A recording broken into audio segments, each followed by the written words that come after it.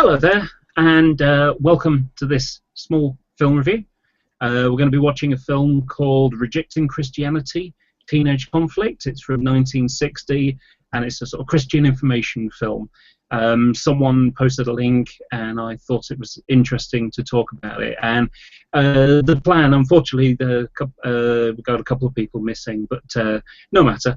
The plan is that we're going to watch the film and then just discuss the themes in there and how interesting it is.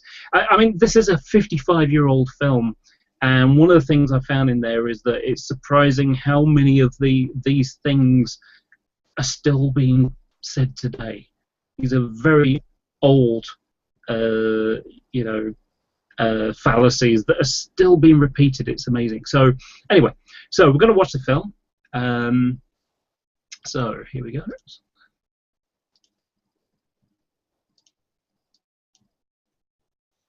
And hope you enjoy.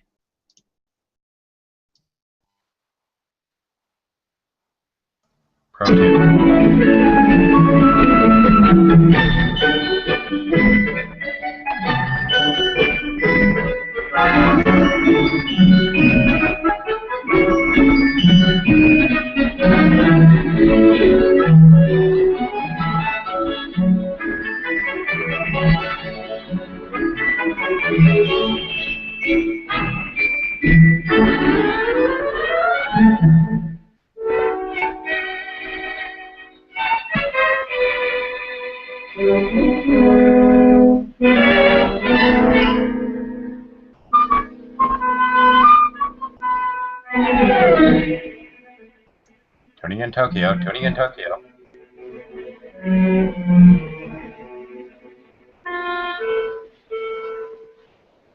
Joe? Hey, what's the idea of sneaking up on me? I'm sorry. Did you get anything yet? No, I missed it again. I don't know whether it's the satellite or this gear. Well, I still don't see how you expect to hear a satellite. Well, sometime when I got a couple of years, I'll try to explain it to you. Well, right now, if you've got a couple of minutes, how about explaining some of this to me? Sure, might as well. Unless the satellite's burned up, it's gone now anyway. What don't you get? Well, I get what it says about molecules, I guess. But what I don't know... Hi. Hi, how are you? A blank. Well, listen, are you sure you got enough range? I mean, trying to pick up a signal from a satellite's pretty tricky business. Well, other guys are doing it. I'll track it down yet. You know, last night at the church, some of the kids asked me to track you and Donna down, too. Too busy. Well, I'm sure we understand. Just that we're trying to line things up for the next few weeks. We wanted to know if you'd be available to help us out with a program for one of the youth meetings. Well, maybe later on, but, well, right now... How about you, Donna? Oh, I'd like to help out. Only I'm just too busy. Okay. Remember, these meetings are important. Or did you forget? Look, Fred, just between us. This youth fellowship stuff down at the church is just taking up too much time. Too much? Well, and besides, it doesn't mean what it used to. What are you talking about?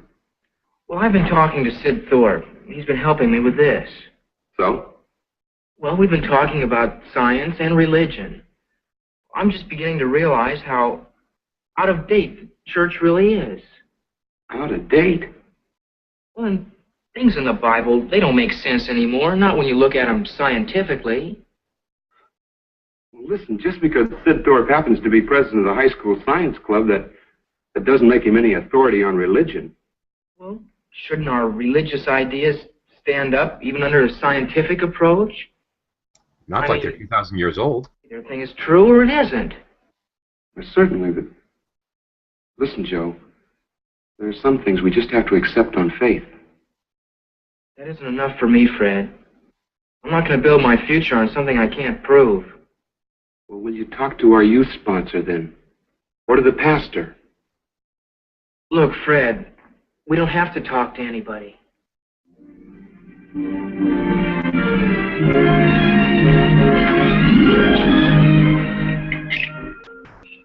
Son, when do you think you'll get your satellite tracker working? I don't know, Dad. I can't seem to find out what's wrong. Say, that reminds me. Guess who's coming to town? George Cooper. There was a story about him in the paper. Well, what's bringing him here? Well, it seems he's going to have charge of installing some kind of electronic brain out at the new research center. Too bad he's not still living next door, Joe. I'll bet he could picture a satellite tracker. Boy, I'll say. He must be pretty old by now. Yes, he's almost 31. He was quite a character. Remember the time we hired him to hoe the garden? And he mixed up a batch of chemicals to try to kill the weeds scientifically? And the smell drove us out of the house for a whole day? Well, he did kill the weeds, and they never came back. Yeah, neither did the grass. Seems such a shame that George, for all his brains, could never accept the fact of God having any part in the universe. I'm so thankful that neither of you ever got to questioning things the way he did. I wonder what happened to his folks after they moved east. All I know is what we've read in the papers about George these past few years. Yes, Dr. George Cooper, eminent scientist. How can a man with a mind like that be so blind to the very creator himself? Well, maybe he found something in his research that made him believe like that.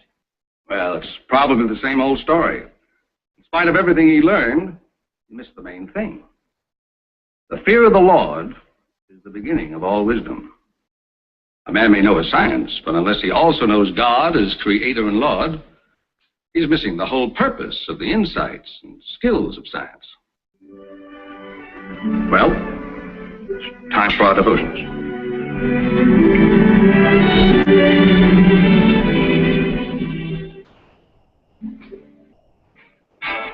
I know exactly what you're going through, Joe. Same thing with my folks. They could just realize that things change. That their ideas about religion just don't fit anymore. Well, you've got to remember, when our folks went to school, they didn't get all the science that we do today. Yes, Sid, but that doesn't make it any easier to get along with them. If a person doesn't have my parents' old-fashioned kind of faith, they think something's wrong. You still figure you could get this Dr. Cooper to talk to our science club? Sure, I know him. Well, as president of said club, I hereby appoint you a committee of one to invite him. I second the motion. You can't second the motion. You're not a member. Well, I still think it's a good idea, though, about George. Well, you two get George to show up, and I'll see that you're made an honorary member, Donna. Agreed. Hey, I got to get going. See you around. Don't forget to write George. We'll call the meeting to suit his time. Replace Donna's brain with Folgers crystals. Let's see if anyone notices. Joe? Yeah? I've got a terrific idea. Yeah? Since you're going to write George anyway, supposing that we invite him to stay at our house while he's here. Well, you see, if Mom and Dad could get a chance to talk with him about science. No, I don't think they'd go for it. Well, what have we got to lose by asking? Oh, now, Joe, we just got to do something to wake our folks up. Oh, chocolate malt, please. So we thought it'd be nice if George could come and stay with us. Yeah, you know, to talk over old times and things. I imagine George will be much too busy to sit around here talking with us. Well, couldn't we at least invite him? I mean, it's the only nice thing to do, and, well, especially since I'm going to write him about speaking to the science club. What do you think, dear? Well, it's up to you, Meg. Not the way you've been feeling lately. Oh, I'll help you, Mom, with the meals and things. Well, sure, and I'll pitch in, too. I suppose it is only friendly that we at least extend an invitation. Oh, that's swell, Mama. Don't worry. We'll help out. Oh, we sure will. Well, as long as it's all right with your mother. Well, I'll get a letter off right now, Mom, okay? And you can put in a P.S. Prepare the bonfire in the backyard so we can burn them as witches later. Are you sure you feel up to it? Oh, I'll be perfectly all right, dear. And George was lots of fun. Well, way Joe and Donna have been acting about their church activities, all their growing interest in science, this could be a rather memorable visit. George starts spouting off some of his scientific theories. You don't think he really would, do you? Well, if he does, it might be a good thing. But what if the children should misunderstand? They're so impressionable right now. What if he should cause any doubt in their minds? Well, let them talk to George. After all, An honest search for the truth never hurt anyone. We've got to hope that our children have a spiritual foundation that goes deeper than even they realize. Now we can put it together.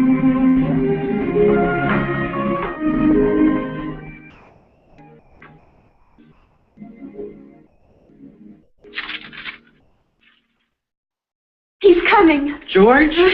He says he'll be very glad to speak to your science club, and he's looking forward to Mom's home cooking. Okay, here, let me read it. Boy, it looks like things are going to be jumping around here. Oh, I can hardly wait. You show this to Mom yet? No, she's still taking her nap. Well, you better not wake her. She's going to need all her pep.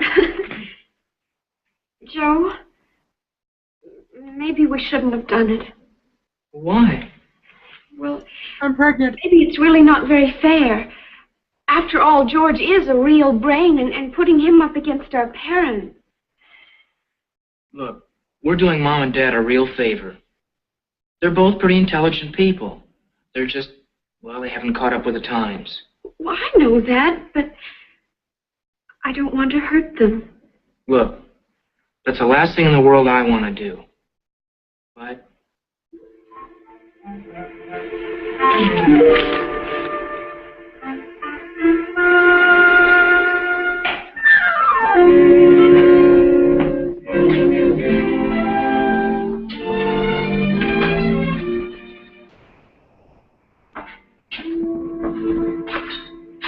Hey, Joe.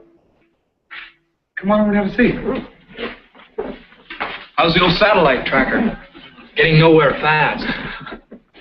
Fred says you've been so busy you haven't had time to help out with even one meeting down at the church. Well, I've been up to my ears trying to get my equipment to work. Orange soda, Andy, please. Say, Joe, I was talking to Sid Thorpe after school. He says you're bringing Dr. Cooper over to the science club. Yeah? Who's he? George Cooper is a scientist. He's putting in the electronic brain at the research center. Well, say, he doesn't have any small portable brains for sale, does he? Could sure use one in chemistry. I could just with a young woman there. Oh. Say, Joe, how come you're palling around with a guy like that? Oh, he used to live next door. The 50s and women weren't allowed in. I was in town. With your folks? Why not? Might be interesting. Well, it just seems sort of funny. I mean, well, this man's a scientist, and, well, the way your folks believe. Tell me, Joe, how does he explain away God? Well, why don't you come to the science club meeting? Let him tell you. It's a cult. Okay, I will.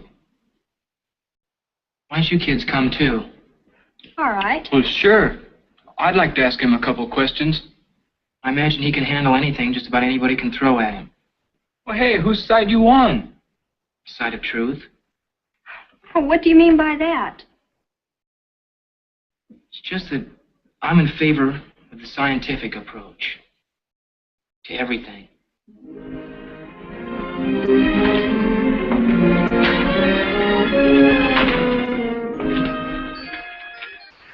Dad, what are you doing home so early? Is there something wrong? Your mother and I just got back from the doctor's. It seems I need an operation. Intelligent design, you know. Well, it's an exploratory type. I haven't reacted very well to some tests the doctor's been making. When does So it we're going have to to put be? it away. We don't know for sure. The doctor wants your mother to rest first, go on a special diet. Oh, I'm sorry, Mom. I know you've been tired, but I didn't think it was anything serious. Mom, why don't you go up to bed now? I can take care of dinner and everything. Well, I'll help out too. Oh, thanks. But I'm not going to fold up and wilt. I just have to take it easy for a while, that's all. Just the same, Meg. You let Joe and Donna take over the night. Oh, This and probably just has you better get in touch with stereotypical George Cooper so he can make other arrangements. Oh, now, Raymond, I'm perfectly all right. And he'll probably be here for only 1 or 2 meals at the most. Now, Meg. Besides, he gets here tomorrow. Now, don't you worry. Well, you know how you feel. I've got plenty of Valium. The Lord's looked out for us so far. And our faith in him has always given us the strength to take things as they've come. So I've no intention now of sitting around worrying about myself. I'm just going to keep right on, putting all my faith in God. He'll help me face this, just the way he's always helped me face everything else.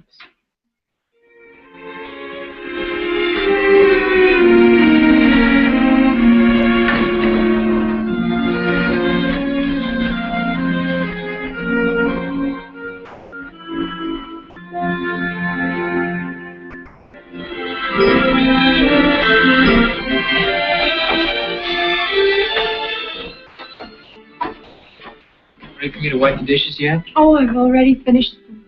Well, I asked you to call me. I know, but the way you feel now, you probably would have dropped most of them. Yeah. I just can't get used to the idea of something being wrong with Mom. Me neither. I guess God it's must just be that we've punishing been us for your science. taking it You must so much die. for granted that she'd always be. You know, Joe, I've been thinking about what Mom said, and I never realized just how much her faith really means to her. Yeah. She's I really wish now we hadn't talked the folks into inviting George. Well, maybe we could still get Mom to cancel it. You heard what she said. But we can't just let her go ahead and... I mean, we've just got to think of something. We can't let Mom know we're worried about her, or she's going to be upset. Of course, not that she isn't already. I can tell. It's just a big bluff. I know if I were in her place, I'd sure be worried. Well, I guess I better go on up to my room and try to get some studying done. If I can. Yeah, I've got to hit the books, too. Joe, please try to think of something, will you? Fuck, these people are boring.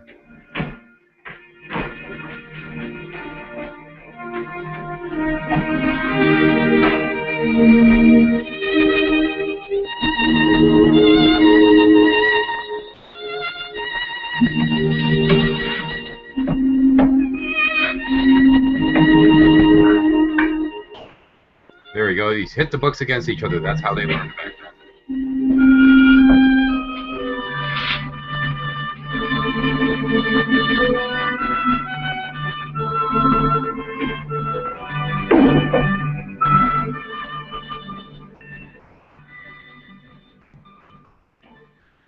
Hey, it's after 10 o'clock. Don't you think you should be in bed? Yes, I suppose so. You know, dear, this 23rd Psalm, of all the times I've read it, I think tonight it means more to me than ever before. I shall fear no evil, for thou art with me. Oh, I'm not saying I'm not concerned, but I'm just not going to be overly anxious, because I know God will see us through, just as he always has. Of course he will, Meg. Raymond, what do people do who have to face a problem like this without a living faith in the living God?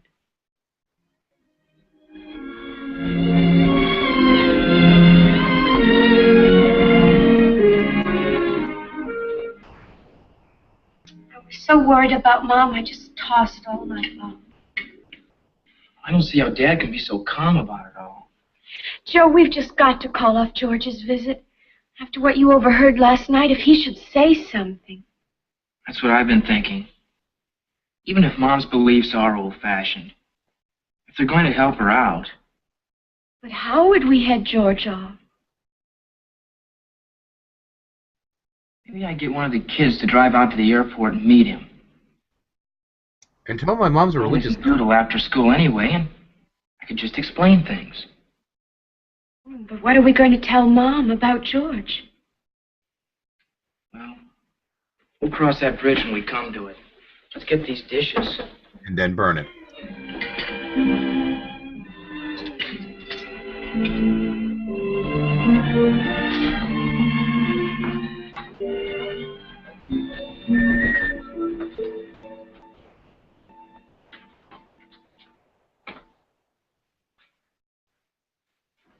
Joe, he's here. George? Yeah, he took an earlier plane. He's in the kitchen now talking to Mom. Oh, Joe, what are we going to do? You'll never believe it when you see him. Joe! Man, but you've grown. Last time I saw you, you were marble champ of the 2nd grade. Or was it the 3rd? Yeah, you were the one that showed me those trick shots. I remember. Say, George, do you know anything about satellite tracking gear? A little. Why? Well, I built a set and I can't get it to work. I wondered if you'd come down and take a look. Now, Joe, don't bother George with that yet. He just got here. And he's hungry. Well, I'll fix lunch, Mom. Fine, then we can sit down and chat. Mom, I hate to break in, but I have to ask George some things about the science club program so I can tell the kids at school this afternoon. George, would you look at my satellite receiver, just in case? Okay, Joe, sure. If you'll excuse us, Mrs. Burton. Of course. But don't let Joe talk your arm off. When he gets going on science. Well, maybe I'll talk his arm off.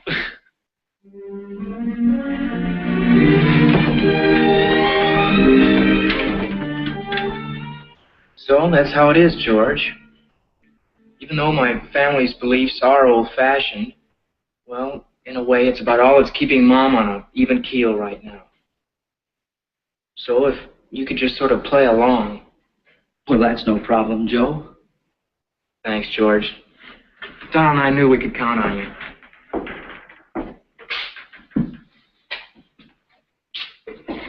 I'm afraid you don't quite understand. You see, I happen to agree with your folks. You're kidding. I know it comes as a shock. Several years ago, I came to know Christ. I accepted him as my personal Lord and Savior.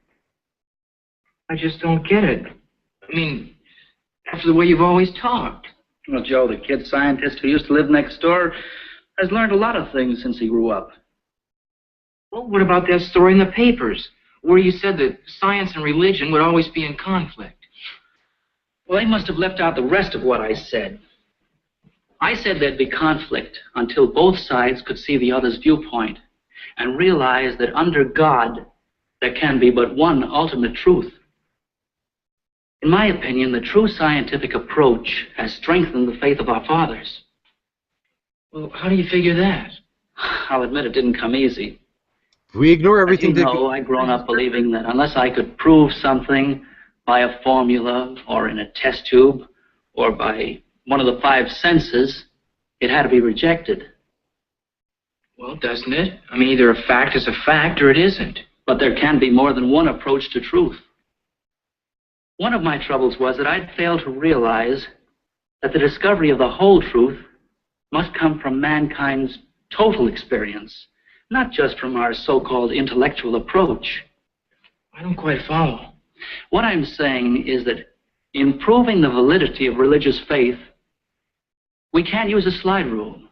We have to remember that what a person lives for has just as much reality as, well, as your satellite tracker here.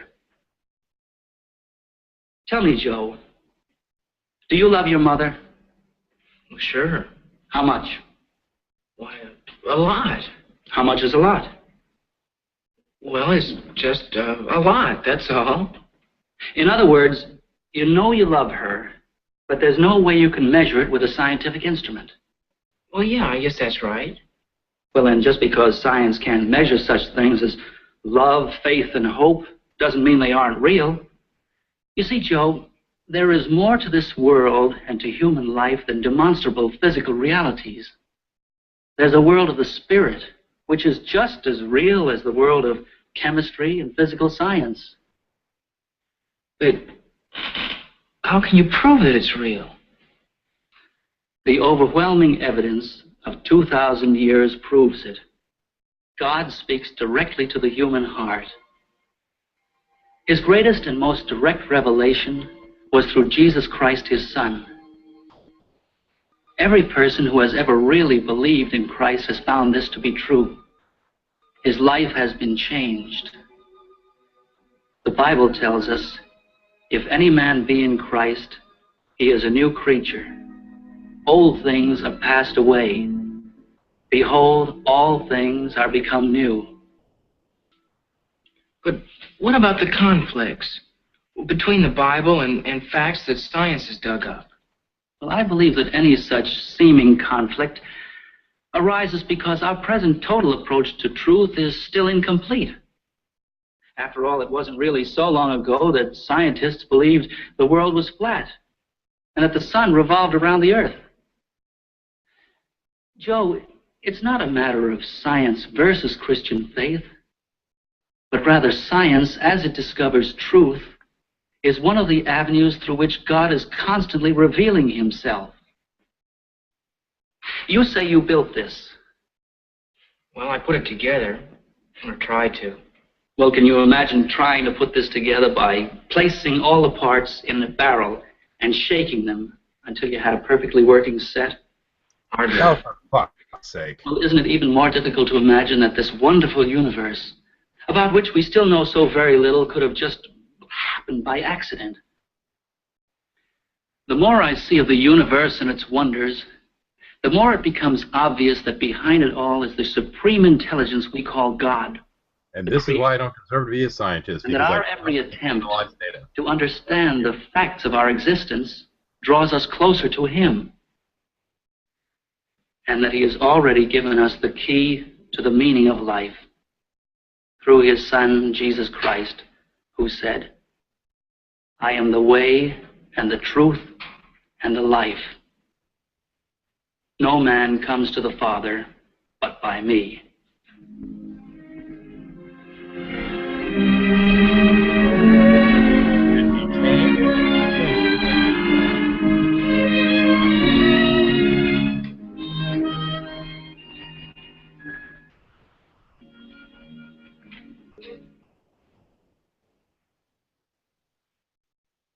Anything? No, but George guarantees it ought to work now. And all that was wrong was just one little old connection? And a few things that Sid overlooked. I guess Sid overlooked a lot of things. Yeah, I can hardly wait to see Sid's face when he starts in on George tomorrow at the science club meeting. And George gives him a blast of facts. I'm sort of ashamed. Yeah, so am I. I guess we were way out of orbit. Speaking of which, could I have a listen? Oh, sure. Eat at Joe's, eat at Joe's, eat at Joe's. Joe, I hear something.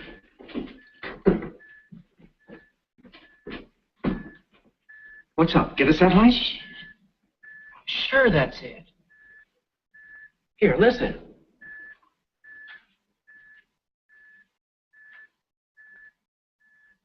Well, what do you know?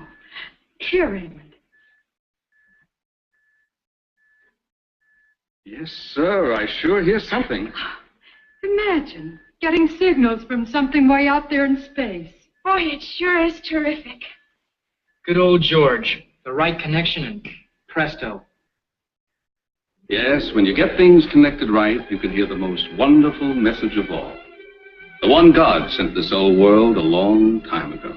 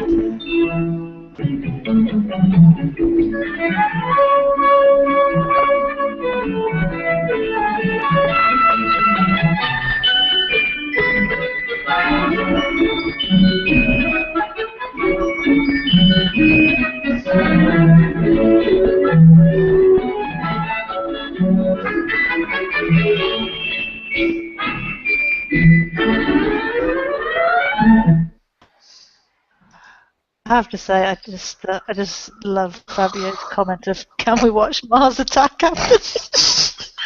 Oh, God. Sorry, just had to read that out. That's the satellite they were trying to listen in. It would have been a Russian satellite that did nothing but make noises and almost caused a nuclear war. I have to say that after watching that, Doctor Strangelove makes perfect sense. I mean,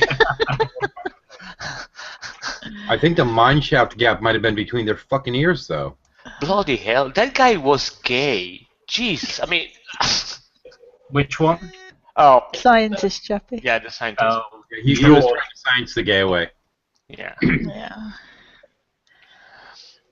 And there was some inbred. Of course, it was some. He did look like it. God sake. Take all the parts and put them in a box and shake them. Oh, fuck them. Fucking hell. I mean, that one's the old, you know, if a hurricane goes Airplane, through yeah. can it make a 747, you know. Yeah, it's. Oh, God. And I like the bit where the mother said, I hope they never start questioning things. Oh, good grief. Yeah. It's the thing that kind of gets me about that kind of thing is, you know, there's this kind of like, it's truth. It's all about truth. But let's not let them get inquisitive about what reality might have. You need to protect them from the reality of maybe science and make sure faith comes first. Is that reasonable? That's a good point, actually, yeah. I mean, I think that there's one important thing to bear in mind with this film. This is 1960. In 1957, in October, what was that, October the 4th, I think it was when Sputnik 1 was launched. So you've got That's what I was commenting on the satellite they were listening to with the beeping. That would have been Sputnik. Yeah. Right. But you've got, you know, I mean, the Red Scare is still going on then. There's that sort of us versus them, you know, us, you know, you know, remember it's only a few years before, I think it was 54, something like that, so 6 years before, In God We Trust, and, you know, Went on the Money, and, you know, One Nation Under God goes into the pledge, you know, and that was done as a sort of part of, let's separate ourselves from these heathens in Russia. In Russia, yeah, that's true. Yeah. But I think it's equal opportunity offensive, to be honest with you. I mean, that really was. I mean, like, let's go to the way that the kids were talking down about the parents. Oh, the parents are there, stupid, you know, I believe. It's like, hang on a second, who the fuck are you to judge them? You know, they've made their decision based upon what they've perceived. Just because you don't believe the same thing doesn't mean they're any lesser or you know, just old. You just happen to think something different than you do. God's sake. And then the adults about the kids. Oh well, the kids should they should be quizzed about it. It's like, for God's sake, dude, grow up. But don't forget the scientist was really old because he was 31. 31, yeah. So that's a side note. It's not really. No, but it's just like, I mean, like, for a start, I mean, like, God, it's like, well, you know, I mean, like, it makes atheists look out to be reasonable douchebags. It makes Christians look like they're just basing everything on faith, which isn't true. And then it's just like a complete and total bastardization of, and plus the fact is that they've got no personality. You know, they're a bit sick. Yeah, it was a bit. I mean, one of the things. Wait, hang on. I might be confused. I thought that the point of the show is that Christians don't have personalities. No, I think it's people in the 50s didn't have personality. Oh, that makes much more sense. Okay, thank you. I mean, one of the things one of the first things is the peer pressure thing. You know, they got peer pressure from their friends who are going to the church youth group, and you know, and they're sort of saying, "Well, I'm too busy for church." You know, too busy with important shit. You know, for the important things like church is effectively the message that was coming on there, and you know, and like. You know, if you remember, I can't remember his name, the younger guy, and he just came out with a line, there's some things you have to accept on faith. Yeah, I don't think... There's also a strong, you really need to go to church, what's the matter with you kind of vibe going there, too. At least that's how I interpreted that. It was just really, you're not going to church, this is important, you need to go to church. It's like pushy people. Yeah, and by the way, totally not stalking anybody. Tracked you down. I tracked you down with Donna. I haven't seen. What the fuck? You tracked me like down? that, Please get those the. two characters talk about their mother when their mother was going through some hardship. So freaking what if she was using God to get through it? God knows sake. I mean, how condescending is that? Your mother's going through a hard time with a bloody a special operation. God knows what that is. Probably gender reassignment or something. Sorry, Gavin. I wasn't going to go that far. What? I wasn't going to go that far. But they don't even tell you what the operation was. I mean, like, you could just say it was an operation. No, it's a special operation. What the fuck is a special operation? Goodness me. Operation the Special. Are you stupid? They could have just been going down there to vibrate her off for a little bit because of hysteria. Yes. Oh, Lord. Yeah, it was a bit Poor is the word you're looking for. unconvincing. Well, to be honest. I mean, Chris came up as pushy, and the Aces came off as condescending. Whichever side wins, we lose. Nothing's changed, really. No. One of the other things, though, it's again there's a guilt trip going through this whole thing. You should feel guilty for not going to not doing the church thing. You should feel guilty because your mum's not well, and this will add pressure to her if you sort of. Yeah. I don't know how people who don't believe in God can get through these things. Well, we just do, Sunshine. Yeah. I appreciate if you need God and that brings you comfort. Fair enough. Well, that was one of the things the father says about George, wasn't it? Where was it? George with all his brains, how can he be so blind to God? Yeah. Because I don't know. But the go to Science Club, right? And that apparently is what makes them lose their faith. Now, I beg your pardon, but is it right that some Christians are interested in science or like to do science? I mean, like, I could name a handful of top of my head who do science, and then it's just like, well, that science question. It's like, hang on a second. They don't have to be different. Now, while I don't agree with what the doctor puts things in a bucket and shakes it around and makes the bloody watch us argument guy, that guy. Yeah. At least I respect the things he was saying, where he was saying that, you can accept science as God at the same time. I was like, yeah, you can. But then you have to make the stupid argument about the watch. Yeah, that was a bit almost contradictory. The born again thing was a little odd to me. Why couldn't you have been a Christian all along? You just never talked about it. Well, yeah. I mean, he couldn't be a Christian that was also a scientist. He had to have been recently born again. Yeah. He was a Christian who lost his Christianity because he discovered science, but then he was born again. Yeah. I don't understand why science means you have to lose your Christianity. It's because it's the forbidden fruit way of, well, if you're a scientist, you can't be a Christian. Yeah, okay. Well, in that case, if you're a Christian, you can't be on the internet because that's science. No, I mean, of course you got to believe it literally, so... The first time I watched it, there was one thing. I mean, I haven't watched it again. I think I've come to a slightly different conclusion. But the first time I watched it, and when Mum says, "I'm just going to put all my faith in God," and it made me think, well, what about the doctors? What did you see? Yeah, why are you having an operation?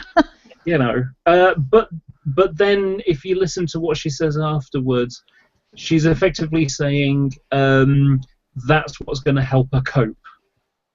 Yeah.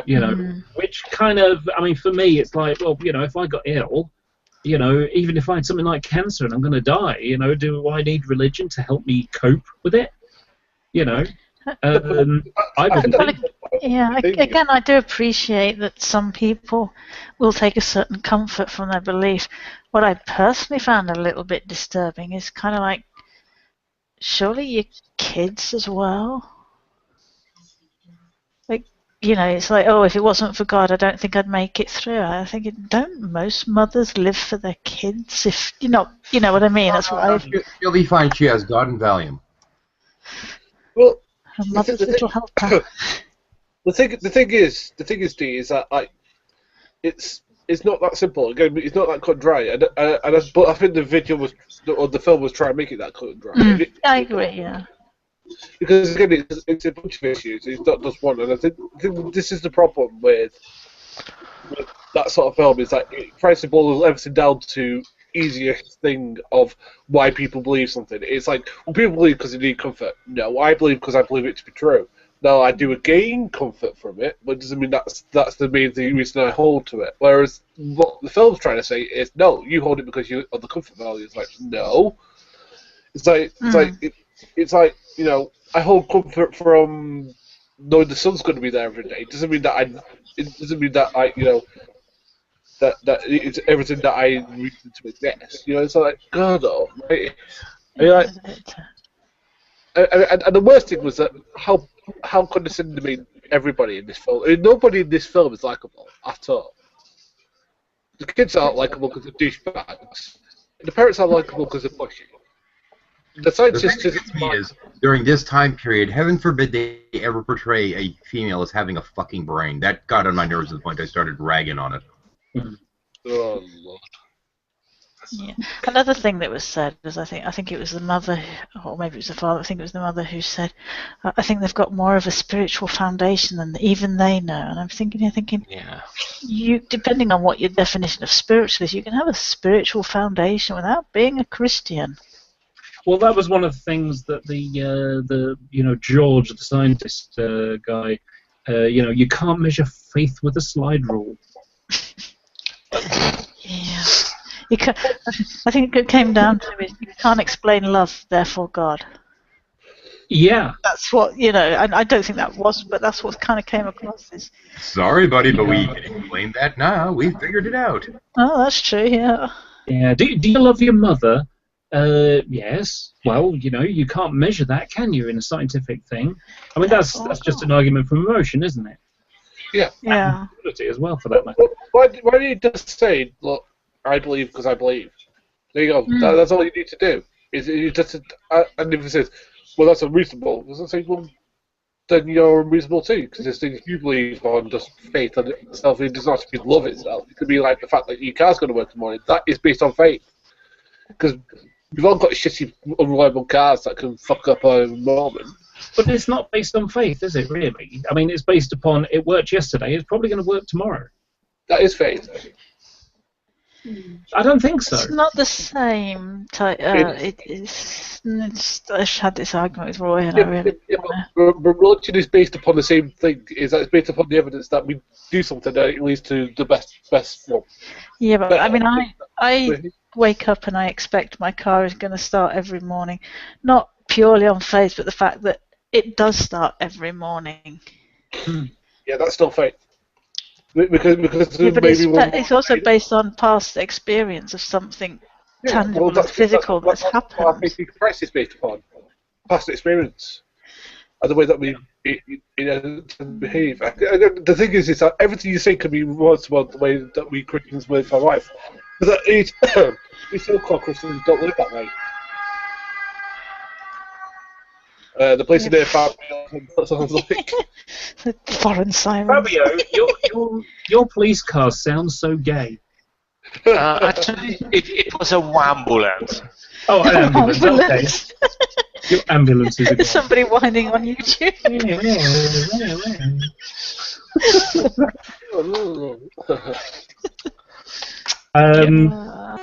No, what Gary says is right. There is a big difference between the expectation that things are going to be the same as the one a second ago, and any other kind of faith. I mean, that kind of reasonable expectation, which I have no problems calling faith, is the thing which actually makes you work. It is what you need to live your life, regardless of everything else, regardless of your culture, of your other faiths and stuff like that. You cannot properly function without that. So I don't really like the word faith when used like that, because it kind of... Actually, no, what I'm going to tell you, I've got no problems calling faith, because, you know, if you go at the end of it, I mean, yeah, I guess it can be called faith. I mean, there is no compelling reason why things should be progressing in the same way in the next split second. You see what I mean? I mean, there is no compelling reason why the speed of light should be the same in the next second. Mm-hmm. You see? So I have no problems calling fate. I totally don't. But it's not. I mean, that's a reasonable expectation. That's how you live. That's functional to your living. I don't know. I don't see it. I mean, so I would say sorry, Jake. Who's going to go first? Do you want to go first? I was just going to quickly say, and maybe I'm mistaken, but when you speak of faith in a religious context, I think of that as being faith in something unseen, as opposed to me having faith in my car because my car works repeatedly. But that's what I was going to say. So go on, Cliff, you were going to say? It's sort of a similar kind of thing. Oh, okay. Yeah, if I turn on the tap and the water comes out, that's what normally happens. If I turn on the tap and the water doesn't come out, I think, oh, they must have turned off the mains or something because there's a leak somewhere or some other reason, you know. Yeah. I don't think immediately God did it or something, you know, some kind of supernatural force was involved there. I don't know. I think that we can fairly say there's a difference between faith and reasonable expectations. Hmm. I mean, if I get up in the morning and start my car, I'll try to start my car and it doesn't start. It'll be very frustrating and it'll be annoying and it'll probably make me late for something. My entire belief system, not that I've actually got one, doesn't come tumbling down. My entire... It doesn't affect me other than it's an annoyance. Do you know what I mean? It's not going to change my overall view of the world. I'm not going to stop believing that cars work. Yeah. Well, you and I have said this before, haven't we, Dee? That you know, we don't really know evolution that much, and even if evolution was proven to be wrong tomorrow, and there was some other cause, it wouldn't change your atheism. Yeah, precisely. Unless it was some supernatural cause that was proven. Okay, but the problem is that again, I have faith, but again, it's based upon numerous things. It's not just based upon blind unknowledge. Again, that's what I'm against. That's what I'm against. Is this thing of, well, it's just this blind thing. It isn't. Again, it can be based upon some evidence, but again, there are things that we can be wrong about. I'll put it this way then, and it's unfortunate it's unfortunate you're the only Christian that probably didn't come out quite right.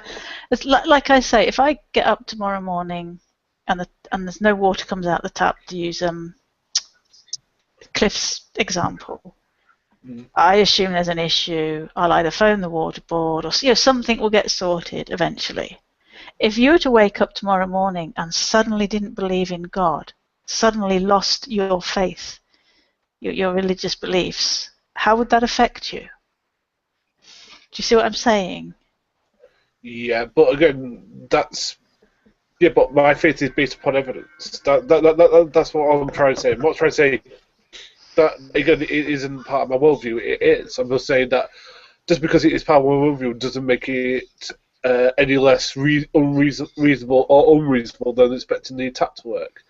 It just is part of everything that comes into making my belief system or my personal moral outlook, or however you want to drop that. Okay, let me put it this way then. Now it's gone. It's like... No, I understand what you're saying. I'm just saying that this is a very generalistic way of looking at faith. And other than not having water for a while, it makes no difference to my life. It doesn't matter to me. I would prefer there always to be running water. There have been times in my life when there's not been running water. Sometimes for 10 minutes, sometimes for a day or two. Yeah. I don't care. I would prefer it not to be that way, but it doesn't matter. I don't care. It's not undermined anything about my, it's not undermined my foundations of what life is. Did you see what I'm saying? Well, that's where I think the big difference is when you're talking about faith in your car working, or even the sun coming up, I suppose, or water coming up. Well, actually, if the sun stopped coming up, that would have quite a dramatic effect. So I was going to say, let's quickly gloss over the fact that I said that, shall we? But die if the sun started coming up. Well, yes. But with everything else in the book, Well, it would take some time, but yeah, it would. But yeah. To be honest, though, Gary, it wouldn't make much difference in Manchester because we don't really see the sun half the time. Yeah, we don't. Well, there was that time. Was it during the? I think it was during the Romantic period where what was that volcano that went off and actually blackened half the sky for about a year or something across Europe. Yeah. Good luck trying to pronounce that. The one in Iceland, you say? Oh no, this was like back in the. This was a couple of centuries ago. We're talking about Krakatoa. Was it Krakatoa? Yeah. Was that Victorian? It might have been, yeah. I was going to say that, and then I thought, I no. get what you mean, Dee, but the point I'm trying to make is that, again, most believers I know do not base their worldview, as you put it, or faith. No, I made a point of not saying worldview, actually. Yes. Thank you, Dee. Okay, my metaphysical narrative is not dependent upon faith. Your what is not? My metaphysical narrative. Okay. I'm re-evaluating worldview. But what I'm saying, Gary, is like I'm joking, Gary. Yeah. Say tomorrow morning you wake up. If I wake up tomorrow and something I have faith, as in expectation, because it's always happened, doesn't happen, it's other than it being an annoyance, it's not going to affect anything other than it being annoying. In fact, if anything, I'll be like, yay, I don't have to do the washing up. Because I know twice as much the next day. I don't know what you're saying. I'm just saying that I personally don't see having faith as a bad thing, but that's just me. Oh no, I don't think it's a bad thing. I'm not saying it is a bad thing. And I'm sure for people, different theists, it's going to be very. I mean, for some people, it might not actually make that much difference. For others, it would clearly just devastate them and leave them bereft, I think.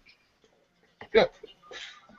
Well, I mean, isn't that one of the things that came out in the film? I don't know how people can cope without God. Mm. Yeah, I thought that was condescending. Because, again, I was an atheist for a time, and I coped without God fine. And I think that's a massive straw man, and I think it's rather disconcerting in my personal view. I have to say, from some of the things I've heard some Christians say on YouTube, I don't think it may be condescending to the vast majority of Christians, but there are certainly, from the impression they give, some Christians who would be quite bereft and devastated and lost and scared. So initially, I think one of the things that, which was kind of in the film a bit, wasn't it? It was like a sense of purpose. That some people need God to have a sense of purpose. I mean, what was it? The scientist guy, the N. George, he said, "Under God, there can only be one truth." Mm. And it is, does someone's world fall apart? Their mental idea of truth suddenly start falling to pieces if there's no God involved? I don't know. I mean, I'm not the kind of person that's ever deconverted or anything. I've pretty much always been an atheist. So it's not something I can speak to. Yeah, I'm the same there. Yeah. I don't know. I think the problem is, Cliff, is that some people, again, I agree with Dean. So there are some Christians out there who it isn't very important to me. I mean, like, I'm going to speak for myself though, because that's all I can do. It's it's not that it's very important. It's just what I consider to be true. Now, could I be wrong? Across the pond, and I could think that tomorrow. Would it impact my life? Maybe not. I don't know. Again, it's not God itself that makes me a good person. It's Jesus Christ that does, in my opinion. And I would still be a Christian even if I was an atheist. I know that might seem very, what's the word, antithetical, but that's the truth. I mean, my personal opinion is that if it works for you, great. You know. Oh, yeah. Excuse me. Well, exactly. I mean, I'm all for what works for people, and that's the reason why I thought it'd rather snot in the kids to go, well, you know, Mother Nurse. It's like, well, if that works for her, and it gets her through, you know, having a horrible operation. Mm. Oh yeah, I agree with that. Actually, I think that was. Who are you to belittle that? You know, like, I mean, you would like if someone came and belittled what you thought was like working for you. If you thought, oh, well, all these doctors and all this stuff would do right, and you know, they're not really showing me bedside manner. Well, that's what's working. It's like, no, bedside manner does help you because that's been shown that it does show benefits. And yeah, if this, yeah, sorry. Go ahead, Fabio. Sorry. No, yeah, but that makes you damn moderate, and let's not forget that you're a Catholic, so you're the Antichrist anyway. So everything you said has no point whatsoever. I think isn't Gary you're Quaker, aren't you?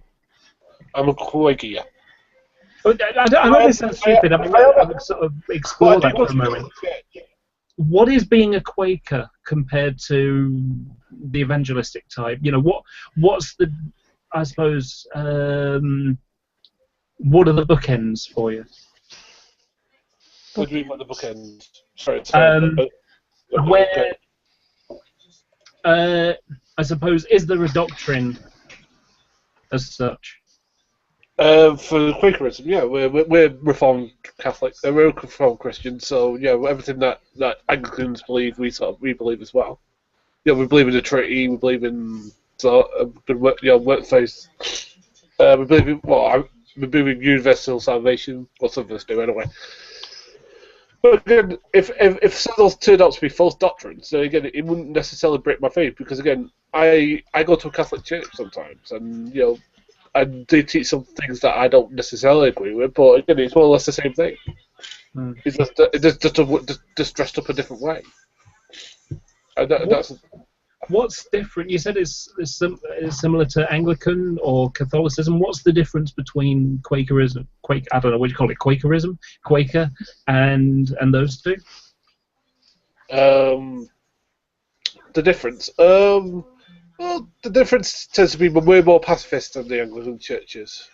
The Anglican church has supported things which I consider abhorrent, like, for example, they have like supplied guns to like places like Africa and God knows where else, and they do things that I morally just don't agree with. Like, for example, that you have to receive food from them, that you have to preach first, and we don't believe in that. Mm. Okay, so that's a main difference. Well, I mean, yeah, they are pacifists. That could be the way that certain Anglican churches act. So it may not be how all of them act.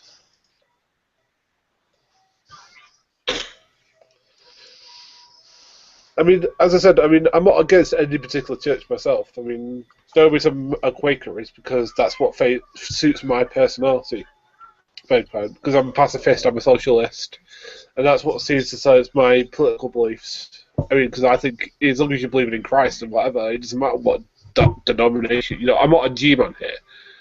I mean, there's some denominations that I don't agree with. Like, for example, I don't agree with the extreme Calvinism of today. But if you want to be a Calvinist, that's fine. Again, if you want to be an Arminianist, that's fine. Again, I don't have a problem. I have a problem when you start getting in the face of others. That's my problem. And to be honest, that's where dominionism kicks in. Those are the ones I kind of struggle with. You know. I popped a couple two links. The bottom one's quite useful for a quick overview of what Quakers are. It says here the essence of Quakers. Quakers believe that there is something of God in everybody and that each human being is of unique worth. This is why Quakers value all people equally and oppose anything that may harm or threaten them. Quakers seek religious truth in inner experience and place great reliance on conscience as the basis of morality. Their emphasis direct experience of God rather than ritual and ceremony, They believe that priests and rituals are unnecessary obstruction between the believer and God. Quakers integrate religion and everyday life. They believe God can be found in the middle of everyday life and human relationships, as much as during a meeting of worship. And I've been to Quaker meetings before now. That more often than not, they have benches, but they tend to set in a circle. Well, more of an oblong, to be honest, because benches don't bend usually. And you just sit there in peaceful contemplation. There'll be elders. Yeah, there are. Yeah. But they're not priests as such. No. They tend to bring the meeting. They'll start the meeting. People sit in contemplation. I mean, pretty much anyone can. You can't just get up and start, singing a song. But you can get, if you've had some sort of I don't know what the word is. I'm going to use spiritual. If you've had some sort of not an epiphany, just a general spiritual or religious thought, or that you can stand up and speak and say, Well, the way my tends to work is that if we bring something today, we can speak about it. Like, so sometimes it can be interesting, like about the day. Sometimes it can be about a political event. Sometimes it can be just about a relationship problem. We all bring our thoughts to it. That tends to be at the end of the meeting, during the actual meeting. Yeah. In the middle of the meeting, you can't stand up and say, "Oh, by the way, I've got this business and I'm selling something." I can think of anything. It would be like you can't do that. But you can. Let's example, you're going through marriage trouble. You may bring that up as and then say, "Well, Christ did this in his life, and this is how he got through it, and maybe this is what me and my wife could do." And then go on a bit of a thingy, and people would maybe discuss that a bit later. That's the way that it's all work. The ones I've been to work. I've never actually known anyone to talk about their marital problems in a Quaker. No. I mean, I'm only talking about that only happened once. I'm just giving you. Oh right. I say in my experience, it's usually been. I mean, sometimes people have stood up and said. I thought, the very passage from the Bible. It won't generally be a great long passage, or it'll be something in inverted commas spiritual. I don't know what the right word is. Well, sometimes it'll be like taking a time chapter. Sometimes it'll be like John chapter 3, something like that, and like they'll go through it and they'll go, "Well, John chapter 3, blah blah blah." I don't know it's pretty cool, but yeah. And then one of the elders will sort of bring the meeting to order, I suppose. It's the best way. Wrap up, make any announcements, like whether there's a bake sale or a country dancing event or whatever. And then they'll all have tea and biscuits. Well, you don't have to have tea and biscuits. Tea and biscuits and probably some orange juice are provided, and you are welcome to have, partake and generally chit-chat and socialise and what have you. Oh, good, because I'm allergic to tea, which confuses the hell out of Americans. It's like, but you're British. Excuse me, can I have your passport, please? Yes. Yeah, I said the thing about Quakers are pacifists. Yeah. I mean, actually, during World War II, you can't just go, "Oh, I'm a Quaker." I think we'd have to provide some evidence that you have regularly attended Quaker meetings. Well, friends meetings. Things like that. But yeah, during the World War II, and probably for World War I as well, you will be either excused and you'll be put on doing land work or something, or you might be a medic. But you will not be made to hold a gun and fight if you're a Quaker, because you are demonstrably a pacifist. Yeah, I think in World War One it was something of an issue. I think in World War II there were plenty of people that were conscientious objectors. Yeah, and that would seem reasonable, But most people, to be honest, wanted to defend their country because it was at stake. Yeah, I mean, it's not that Quakers, like I say, they were quite willing to either stay at home and do land work and what have you, and help with the war effort, I suppose, in that terms. And they were, I don't know if happy is the word, I don't think anyone was happy to go to war. Go and be a medic and be on the front. I mean, and this is the other thing, because people are like, they're scaredy cats, they don't want to fight. I mean, have you been a medic on the front lines? Yeah, it's not problem.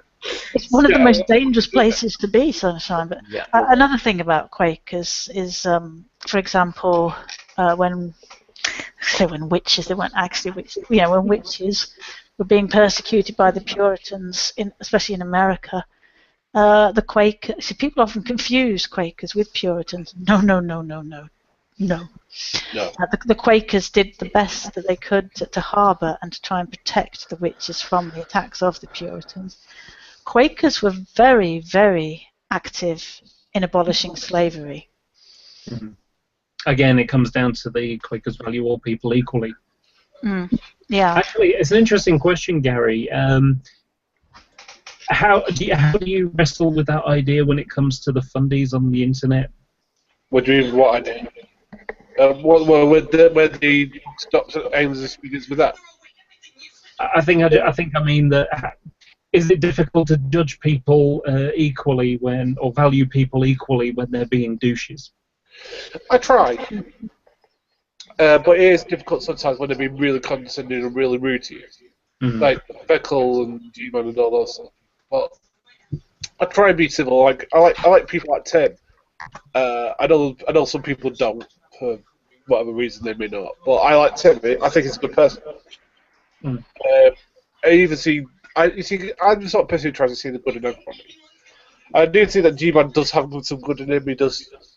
He just surrounds it with this clownets that he has to keep up for some reason. I just wish he'd get rid of it every so often, because I do think he does have an interesting perspective. Yeah. I think it just his ego gets in the way. I think he's probably a good person at heart. He just gets too involved, I suppose. But it doesn't matter. I mean, we're getting into drama now, and that's not really what the point Let's talk about Quakers. Quakers are, I can't say this word, philanthropists. Yeah. I get charity a lot, so. Yeah. But I don't talk about the charity I give, because again, it's between me and the Almighty. It's not between me and anybody else. Dee, if you're struggling with words like that, if you want to take a few minutes to go and put your teeth in, that'll be fine. Thank you, darling. Yeah, I mean they I don't know that they started prison visits, but they may have. I mean, that's why Elizabeth Fry, who used to be on the £5 notes, she was very strong advocate of prison visits. They were the first, or amongst the first. Barclays and all that were originally owned by Quakers, basically because they were the only people everyone else trusted their money with. Cadbury's and what have you, and some of the other chocolate companies were again originally they were started by Quakers, Fry's, because they brought it in. It may have been slightly misguided here, but not entirely. That they sort of introduced chocolate as a substitute for alcohol. Now, we're talking drinking chocolate initially, in an attempt to help alcoholics. That they actually made it into a nation of chocoholics. Yeah. because some Quakers are abstinentists. What's the word? It's not abstinentists. There's a word for it. It's temporists. Sorry. Oh right, yeah. There are anti-alcohol. I mean, I'm not. I mean, I drink alcohol, but there are some that not at all, not a drop, and and they drowned that no one else did as well because of stuff. Was teetotal the word you were looking for? Well, no, teetotal. Yeah, teetotalers. Yeah. One of the going back to the film, one of the sort of big things in there was, under God there can only be one truth. How does that even work? From my point of view, that makes no sense at all. It's like, well, I mean, let's just run, sort of. Often people sort of ask the question: there's either God or there isn't a God. However, few people ever consider the idea of maybe there was a God but isn't anymore. So, if there isn't a God anymore, is there still truth? Well, I don't think that's the sense of what it was saying. I mean, I think it was more along the line that if you don't believe in God, you don't really know what the truth is. but under God there is the truth, and it's only one truth. I think that was how they were portraying that statement. The problem is that that's not really historically true. I mean, if that were true, I wouldn't expect 4,000 denominations of Christianity, for example. So there must be something wrong going on in that statement too. So, but I think that was the meaning. Sorry? Did you catch Essence of Thoughts video today, did you? It helps if you, I mean, I've watched that video, I told you before, that this is the third time. The first time I passed out, and the second time was slightly inebriated. So I think I got a lot of what they were trying to say. I think it helped. So let me put it this way. No, sorry. Essence of Thought made a video today, and in it he came out with the same kind of thing, you know, that if there's one form of truth, why are there so many different denominations? Why do people disagree on scripture and things like that? But I think it's a legitimate question, you know, from an external point of view, you know, trying to be completely trying to observe the Christianity from outside. I think it is a legitimate point of view. I mean, I know people argue that that's not the case, that, you know, minimal differences and stuff like that. I honestly don't see that. I think I see there are some denominations where there are major differences. So I think this is an issue for Christianity. I think it will be quite stupid not to recognize it. I mean, I can see how people can make sense out of it, but denying the problem, I think it's quite short-sighted. I don't know if Gary agrees with that. I mean, it seems to be he's the only one with the Christian faith in the room. So I don't know if I was unfair in my assessment or. No, I mean, to me, it's not a problem because again, because it's a people thing. It's what people have brought to it. I mean, that's what you're going to get when you get people involved because people fuck things up. And you know, we fuck up this democracy on a daily basis. I mean, we fuck up, you know, capitalism. You know, we can fuck up unfuckable things, unfortunately, and that's the thing with the whole Christianity thing is that we fucked it up. No, it's nothing to do with Jesus. Jesus did what he called to help us. You know, and it's just that people think, well, I've got the truth because it's the way we have to do this way. And to me, it's crap. You know, you should just try and do the best you can. You're not going to get it perfect, but you know. Well, be careful I mean, when you say that. Beckle will get annoyed at you. I understand you might say it's crap. I mean, I might even agree with you. The problem is that every denomination claims that they got the truth. So, someone must be wrong. I mean, well, it's either two of them. Either the message is so confused that everybody can be right because it makes no sense whatsoever, or someone must be wrong. So, well, the way I see it is, again, people are going to bring their own sensibilities to the message. And you can't help that, and that's what's happened. You know, there's nothing whatsoever facetious or wrong with the message. It's people's interpretation of the message that's the problem, and that's what's going to happen with the message. You're going to have different interpretations of it because the people are going to find different values in it. It's like, as I said, with democracy or with with capitalism. You know, people find different things with that. You know, there's some people who believe in a fair and open system based upon capitalism. There's people who don't. Well. And I speak as the socialist.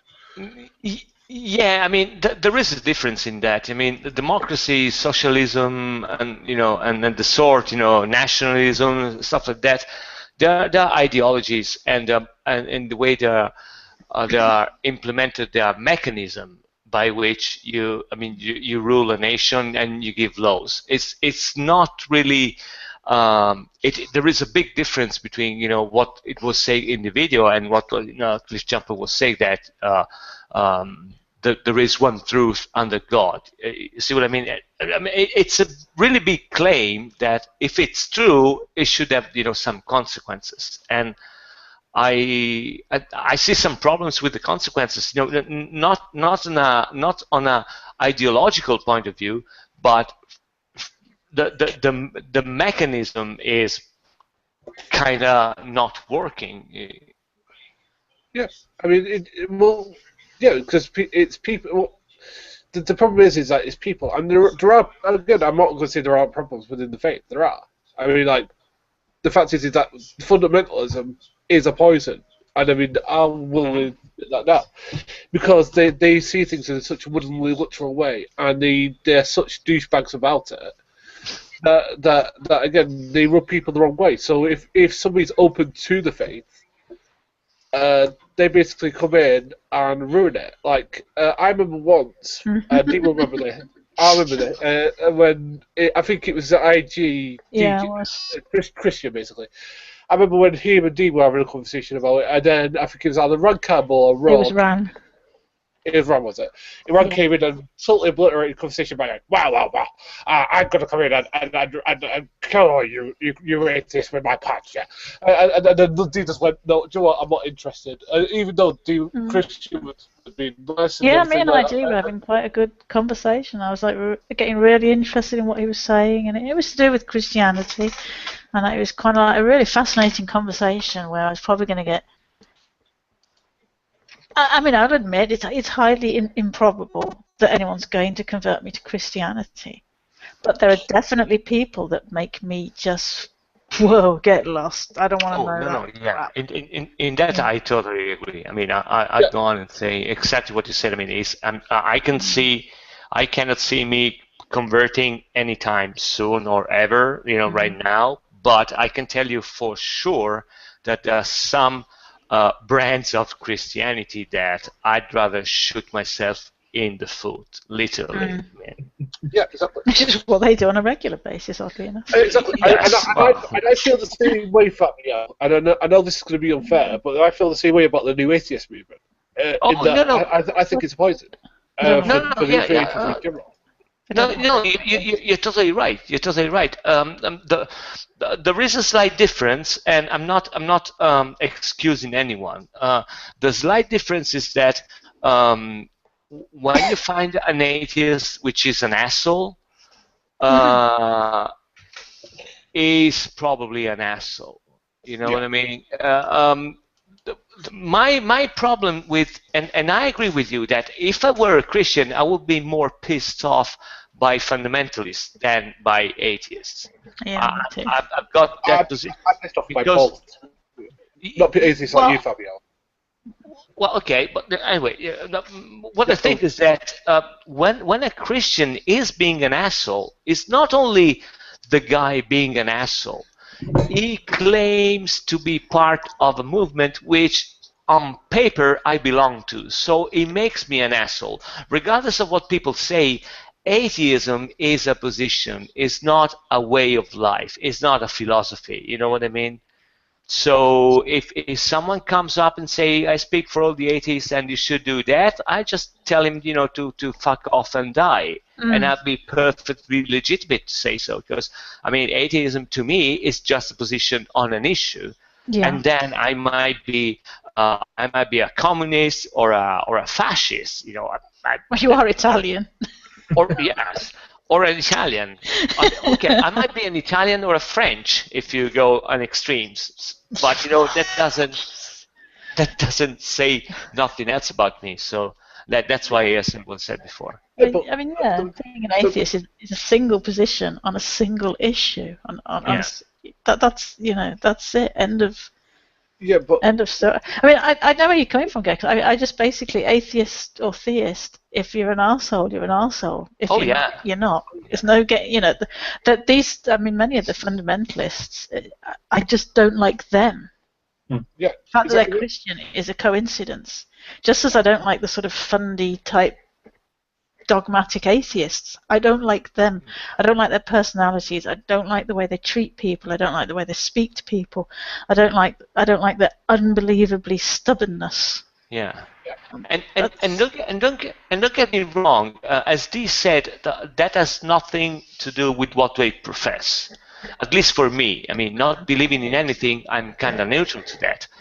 We were making names, and for example, I've had really nice conversation with a guy that is not generally regarded as a nice guy, not by everybody, but by a lot of people, which is Roy Montero. I mean, I've had great conversation with the guy. I don't agree on anything about his faith, about anything at all, and some of the things he says about his faith I find kind of disturbing to me. But I mean, I like the guy. What the fuck? I mean, we can have a nice conversation about everything else, and I can have it. On the other end, there are some other people that I think they're trash. But regardless of what they believe, you know what I mean? I mean, I would go and have a beer with Roy Montero, for example. I would never have a beer with Forbidden Fruit. Yeah. You see, and it has nothing to do with what they do. I mean, it's the way I perceive them as human beings, which is completely different. Sorry, I completely derailed the conversation, but back to what you were saying. Now, yeah, the problem is that with the divisions is it's based upon people's what they think the focus should be. Now, some people think the focus should be on worship. Some people think it should be on singing. Some people think it should be on work. Some people think and I don't have there's a problem with it being a focus on any of those things. And I'm not going to tell somebody, well, you're doing it wrong, because I think as long as we're the cause there, then the difference is whatever they are minor. It's in whatever the doctrine is that those people follow, and that's the problem. I mean, if the problem was the core, then I could understand that. I could understand the bitching and the moaning about it, but it isn't. The core isn't the problem. It's people's what they think the focus and the interpretation of that is. And interpretation is fine. I have no problem with people interpreting the Bible the way they think they should. My only problem is when they interpret it in a false way, in a bad way. It's based upon, a really lackluster way of doing it. The difficulty is, it's funny. I'm sorry. What is the wrong way of interpreting the Bible? Not using the thing that is between your ears. That's the wrong way of interpreting it. I mean, because even if you think it's wrong, at least use your brain. I mean, look, I have serious problems with these websites, as is in Genesis, evilbible.com, bullshit, whatever the Bible website, because again, it stops people thinking for themselves. It's like, well, we're going to tell you exactly what's the thing with passage. Don't use your brain at all. Don't use whatever God or whatever universe created thing you've got. Instead, we're going to tell you what I think. It's like bullshit. You should come to your own conclusion based upon what you think. If you think it's bullshit, think it's bullshit on your own terms. Don't think it's because some website told you. It must be difficult though for Christians because there's this kind of in order to be accepted as to be one of the chosen, so to speak, you need to live this kind of life. You need to be this kind of person. Having one party say, well, that gets you in, and another party saying that gets you in, that's bound to lead to conflict. Yeah, it has. And the thing is that I have very little trouble with that.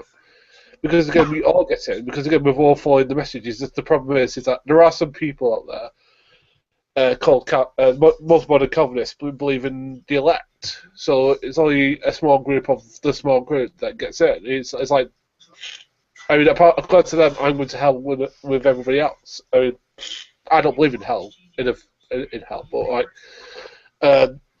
they do, and they believe that I'm going there with you because I'm not part of the elect. Now, again, there are other Christian denominations who don't believe that. Who believe that the group is more wider than that. Like, there are people who, let's say, for example, you give a charity. I mean, I don't know if you guys give to charity, but let's say you do. There's something called temporal dispensation where you can go to heaven. Again, it depends what you're talking about. I mean, there's certain groups that do believe in certain people getting in who don't believe, but there's some groups that don't. Again, it depends on who you talk to. If you talk to people like G-Man, then you are going to hell. But if you talk to somebody like, I don't know, I suppose if you talk to somebody like, I don't know, Epi or something like that, they'll probably say that you've got to pour us dispensation and you go to heaven.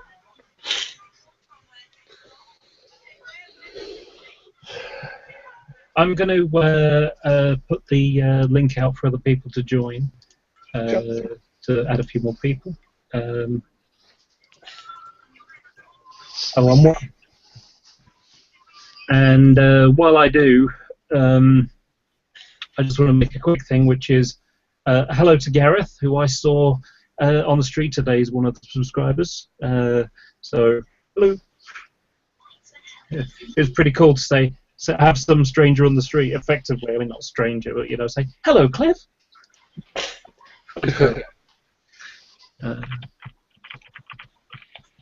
One of the things in the film that did make me chuckle, which was, you know, the science guy toward the end is saying, spirit is just as real as science. That just groaned on me.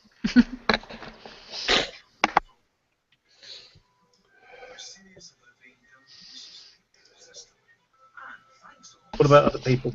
I was going to say, yeah, therefore he'd be able to prove it, wouldn't he?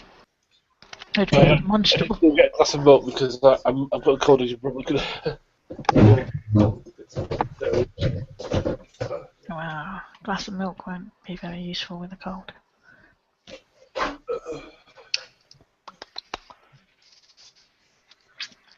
Better off with honey and lemon, but yeah, it's if spirits were as real as science, then science would be able to research and give its results on them. Yeah. There was also the thing about in the film, Dad said an honest search for the truth never hurt anyone. Yeah. And yet they were then concerned about their children questioning things. Yeah, I know. It's a little bit topsy-turvy, isn't it? Make up your mind.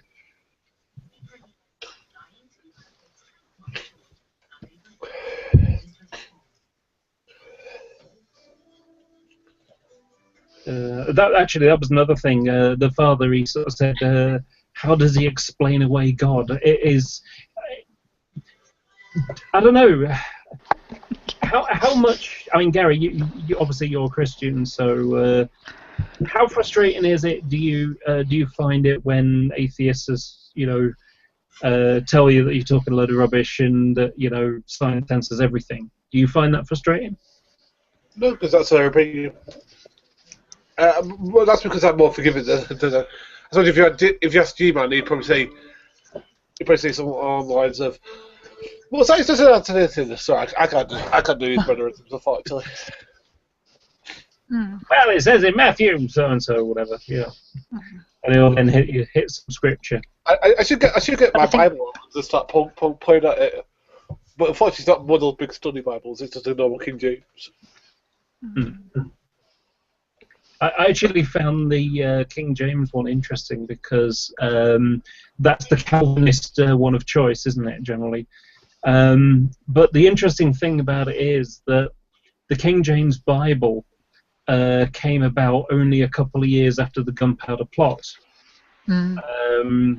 which was basically a Catholic attempt to have a coup and, you know, take over. So I think the King James Bible is as much political as it is religious. Isn't it supposed to be the least reliable source for the Bible? It is one of the worst, yeah. No. In terms of translation and bits missing and bits added and what have you. No, it's actually full of the Byzantine manuscript. But again, it doesn't have stuff that came along later, so but it's a decent translation. Well, it's a decent attempt at a translation, anyway. What? It's not a translation as such, really, is it? It's a translation of the Vulgate. Hasn't it already been translated? It was a If I remember correctly, when they at the time they couldn't get their hands on the Vulgate, they used that other derivative from the Vulgate, and even then they changed a lot in it. The King James is a mess. It's one of the worst translations. I don't think so. Especially if you read the preface. The preface. So, Jesus Christ, I went America there. Preface. Sorry. Where the Vulgate is actually venerated. So yeah, they did get their hands on the Vulgate. I'm talking about the King James, not the Vulgate. No, I'm talking about King James as well. The King James preface, they actually had the Vulgate, trust me. The guy talks about it. Lancelot Andrews, who actually wrote the King James Bible along with the committee, which was, I think it was between Scottish Presbyterians and actually no, it was Calvinists, wasn't it? It was Calvinists, Scottish Presbyterians. Completely rearranged varied sections of it to try to comport with doctrine. They have varied lines that are just in places randomly where they shouldn't. Yeah, but they never said they were going to make a perfect Bible. They just said they were going to make a bad one. It's a bad translation. It's not. Oh, it's one of the worst ones, man. It's one of the worst iterations. I don't think so. I could point to worse ones. But I mean, yeah, going back to what I think the Cliff was point making. Yeah, the Cliff. The point the Cliff was I'm a mountain of a man. Yeah. I'm the Cliff. It's the notion that, you know, for an atheist to say all the answers can be found in science, it's pretty not far off from being on par with all the answers can be found in God. Is that what? Yeah, that's actually something that I was in Hangout yesterday evening, and it was raised marginally, and again, I think it's a misconception that a lot of people equate being an atheist with being a what's the word in English? A naturalist. Yeah, strictly, naturalist. Yeah. Yeah, strictly a naturalist, and I think it's bullshit. I mean, there is no reason why someone which makes the claim to deny a divine claim should not believe in some other form, you know, of spiritual energy or some other crap, in my opinion. But you know, nevertheless, it's not that claim, you know. So yeah. Yeah. Let's get some WD-40 on this chair. That or just mute my mic when I lean back. But there are atheists, though, Fabio, that do make the claim that science answers everything. You know, they'll always point, like Richard Dawkins' God Delusion does extensively point to like yeah. No, I mean, yeah, of course there are people which make that claim, but what I'm saying is that yes, it's true. When you say, oh, sorry. Now, what I'm just saying is that when you say you're an atheist, that's just one claim. Then you can say, and also I believe, you know, science is all the answer, or whatever else. But it's a plus. You know what I mean? It's not. It shouldn't be part of the claim being an atheist, because you know the claim of being an atheist has nothing to do with the supernatural. It has to do with the rejection of a divine claim, which is supernatural, but it's not all the supernatural. See what I mean? Yeah, and that's kind of what we were running into the other day. Somebody that was basically, well, since God is supernatural, if you believe in the supernatural, you have to believe in God. And I'm like, what? What? Yeah. And if you don't believe in God, then you can't believe in the supernatural. And once again, there you go, D. Yeah. I might believe, for example, for some fucked up reason that, you know, when you die, your soul just remains in the universe, you know? Yeah. That would be a supernatural claim, but that wouldn't be a divine claim. So I could be an atheist and believe in that sort of crap. And then there's people that believe in things like ghosts. Yeah. Exactly. Yeah. So I think that's why, I mean, people should be really careful, and that's, you know, the point I was making before. You know, when someone comes up and claims to speak for all the atheists, I mean, good fucking luck to him, because it's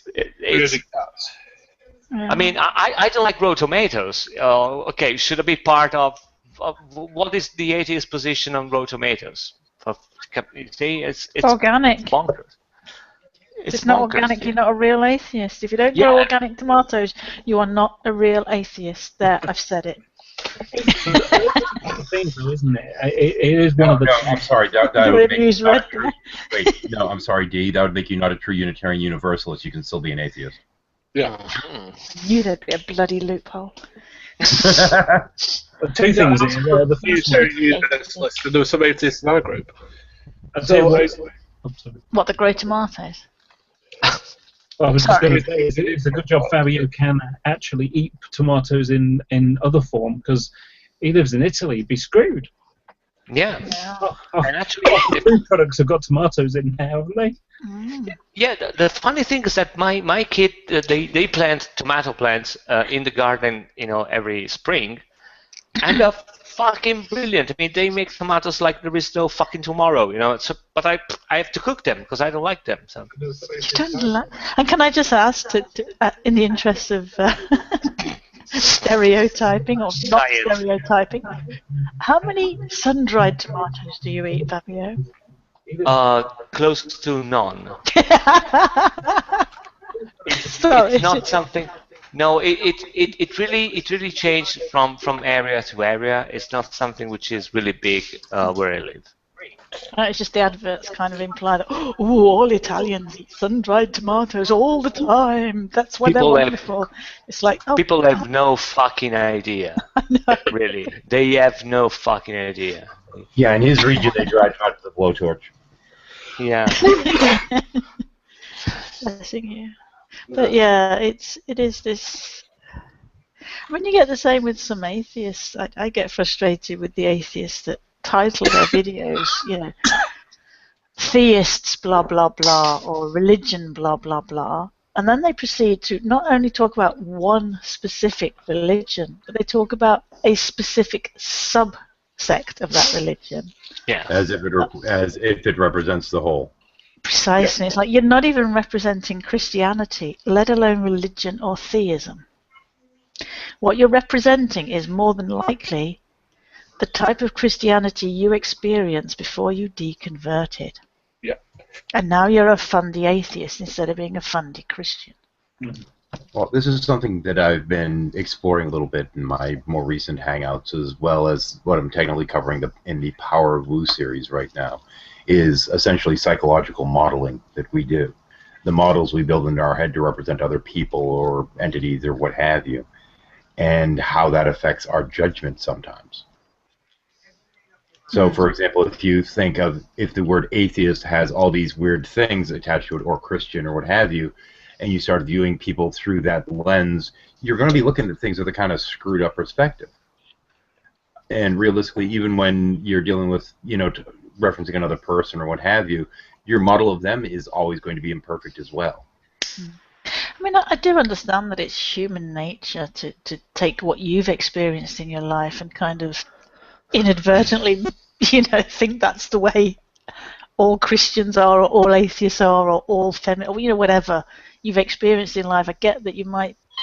It's difficult to, without experience a wide variety of people and things. It's difficult not to judge by your own personal experiences. It's because, that makes it simpler for people. Because if you can, because if you can grind it, because this is the problem I have with some people online, is that they tend to gravitate towards the us and them mentality. Of there's certain individuals, not naming their names, who do this all the time, Well, you're this. And be like, last night I was in a hangout of a certain individual, who will call nameless, where he was saying, well, atheists have no morals, and blah, blah, blah. It's like, no. Stop now, stop. If the model that you have, if the model that you're walking with, that psychological model of the proverbial other, is that the only way you can be moral is through religion, then granted it's still a shit model that they have, but you can at least explain where they went wrong in their attempt to model somebody other than their own group. Yeah, I remember. Hey, Shadow, do you remember that guy? It was in your hangout. What was his name? Brother Mike. Yeah. That guy. It took us probably half an hour, and I'm not sure he got the point.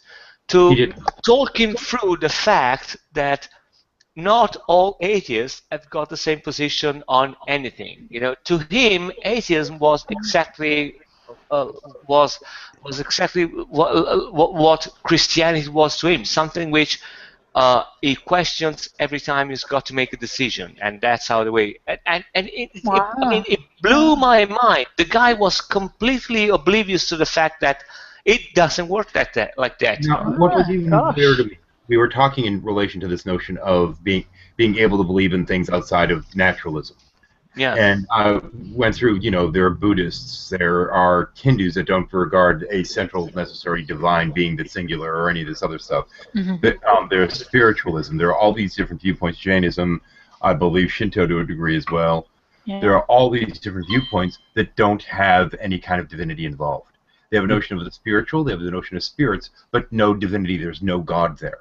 So they're not theists. They are technically atheists. Realistically speaking, and he will get to what he'd agree with this and say, well, I'd consider that an atheist. I'm like, okay, so then atheists don't have to be materialists. He says, well, I still think that they do. I'm like, what? Yeah. You just countered yourself a moment ago. What's the matter with you? It's fucking mind blowing. Excuse me. And the funny thing was that I can say the guy was, in my opinion at least, I don't think was being a smartass. It was absolutely genuine in that belief. So I don't know. I mean, I want to believe that. I mean, I met the guy only once, so I can't pass any judgment on the guy, of course. But well, the reason why I say that that I don't know about that is because we're leading him down this road, and we get to this point that he would start saying, I just don't know how to talk to you. I just don't know how to communicate with you, and yada, yada, yada, yada, and all this other stuff. And then he does an abrupt turn and says, well, I don't mean to offend you, but if you don't mind my personal appraisal of you, and starts talking about how mean I am to Christians and intolerant I am of them and how insulting I am towards them. And I'm like, oh, yeah. And I just sat back and I'm like, I'm going to let the room respond because I know that these people the rest of the people in the room know me well enough to counter him on that. No, I remember that point, and you were totally right. I mean, I would have, cut his throat, if you said. I mean, at that point, it's just like, wow. So since we're unable to reach an agreement, even though you're agreeing with us and then countering your own agreement, whatever, you're then going to do an ad hominem attack on me, telling me how horrible I am to Christians. Good for you. Yeah. Well, I think one of the difficulties that happens is that there's an extra layer that gets added. So because you're an atheist, you're pro-life. Pro-abortion or whatever, I don't know. Yeah. That kind of thing. It's like, no, there are people. I mean, perfect example, Matt Dillahunty has said that he identifies more as a Republican. And yet you would think, oh well, they'd be more likely to be Democrat. Yeah, that's a stereotype. It does often seem to be very religious in its has a religious overtone to it. But I mean, this is the thing: is he was in the middle of being confronted with people that did not fit with that psychological model of what an atheist represented in his head. Yeah. Mm-hmm. And instead of basically acknowledging, okay, these people don't fit that mold, he was rejecting what he was seeing, rejecting the behavior he was witnessing, and deferring back to this construct that he had in his head, which was not representative of anyone in the room. Yeah, I mean, that would be like me, because up until a certain period, the only Christians I met were in the UK. They tended to be moderates, they tended to be liberal, they tended to be nice people. And then suddenly I meet these...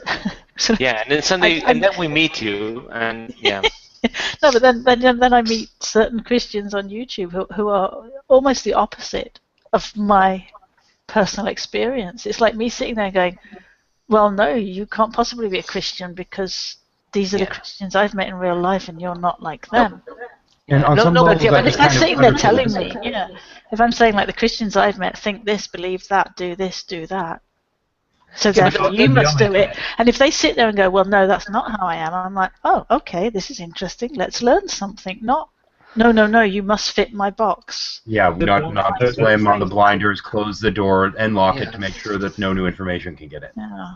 And the funny thing is that even if you go with the stupidest examples ever, you know, that you can find from a really dumb person trying to, to attack atheism. The stupid example being Hitler was an atheist and Stalin was an atheist. Really? I mean, do you think those two guys had the same agenda? For fuck's sake, really? So.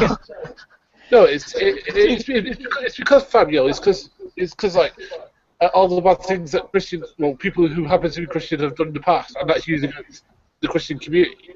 It's like, see, this is what Christianity gets you. It's the same sort of bullshit thing. It's like putting people under under one thing and saying, well, because you go into this group, therefore you must agree with what all people in this group have done throughout history. It's like, no, it doesn't work that way.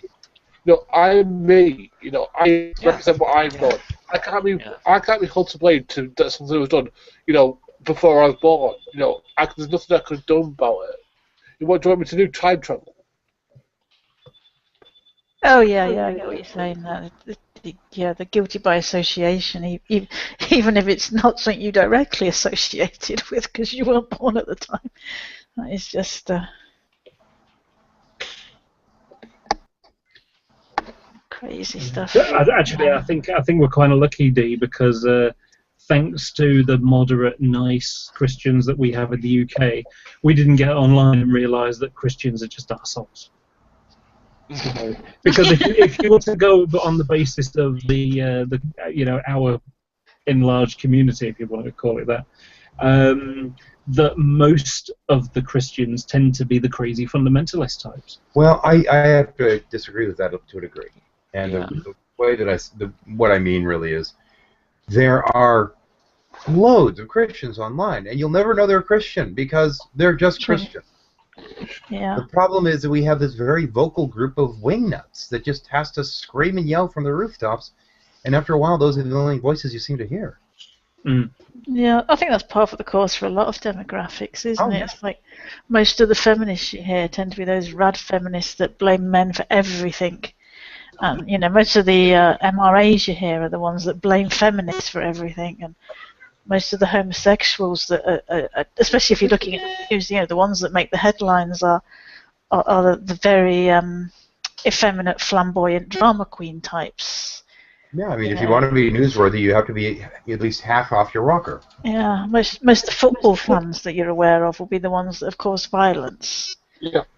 And so on and so forth. So yeah, it is sad that it's usually the worst of the worst tend to be the minority, but they tend to be the loudest and the most, or they get the most attention because they behave in a manner that people are like, wow, look at those people.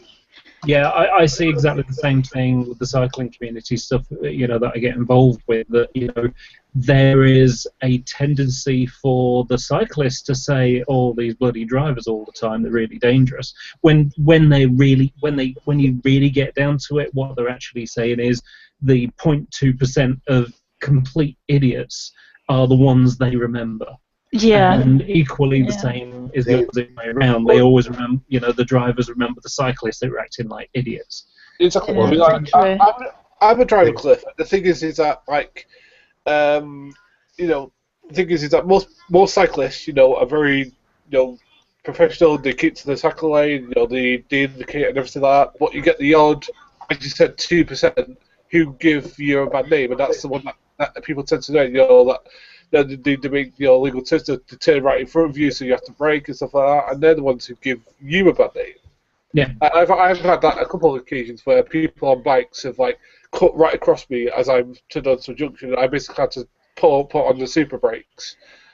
I think, from what I understand, though, it's part of our survival instinct is for us to remember the bad things in life because they're a warning. So we do tend to remember all the crap that happened. We do remember that the time so nobody opened the door for you, even though 99% of the time somebody's opened the door for you, or a cyclist has cycled right in front of you, or a car's cut a cyclist off. You remember those times, I think, from what I understand, and I'm not going to go into the science of it because, atheists or not, I don't do science. I wonder if it is this. Yeah, as I say, I think it's just this survival instinct, and to remember the bad things because it's you have to remember that sometimes tigers jump out and kill you. Therefore, you must always be afraid of tigers. Yeah, I was just about to say maybe that it's that survival instinct of alertness to say, okay, I need to be conscious of the idea that someone might do something stupid. So to be prepared just in case, and those are the ones that lodge in your brain. Yeah. Well, if I can just go to science for a brief moment here. There's actually been very psychological studies done pertaining to how we notice and interact with people and what have you. And this particular study, they did it from a number of different ways, and they had just a couple on the beach and had it set up so somebody was going to try and steal something, quote, quote, from the couple. And it was really to see if people in the area noticed or not. Now, the people that were just nice and calm and minded their own business, people that didn't even notice something was being robbed from them. It was either the people that were being really hyper-friendly to the point of being kind of creepy, or the ones that were really rude and obnoxious and made a scene that tended to actually have their stuff saved from the supposed robber. Mm. Those are the ones that were noticed because we notice people that are out there, that are kind of in your face, whether it's in your face nice or just simply obnoxious.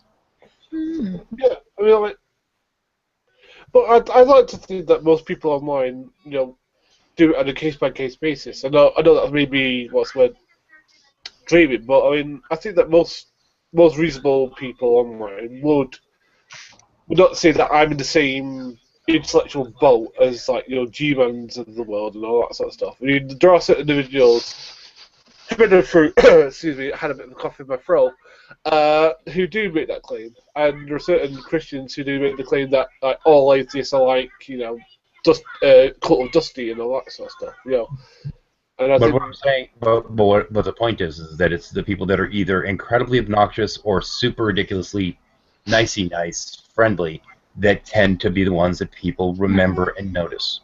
Yeah. And you can kind of see this from YouTube popularity too. Yeah, that's true. Yeah. I think as well sometimes what can happen is I think generally in my experience most people do take most people on a one-to-one basis, individual, you do. But I think again, it's kind of human nature when, say for example, Fabio really, really annoyed me. It's kind of human nature to go, bloody Italians, When a man really pisses you off, it's human nature to go, bloody men. When a woman annoys you, it's human nature to go, bloody women. Or if you're mad at someone, it's kind of like, you'll pick out a specific feature. Like, for example, if they've got ginger hair, it's almost... It's not even bigotry as such. It doesn't mean you have a bigotry against ginger-haired people, but it's almost natural to bring out a specific, like specky four-eyed git, or you know what I mean? It's what we do. Yeah, it's not as much as natural. I'm sorry, Wolf. It's fine. I'll be brief. It's not just natural. It's the problem that what you said before, that people recognizes the dangers and it remembers them. It's the same attitude.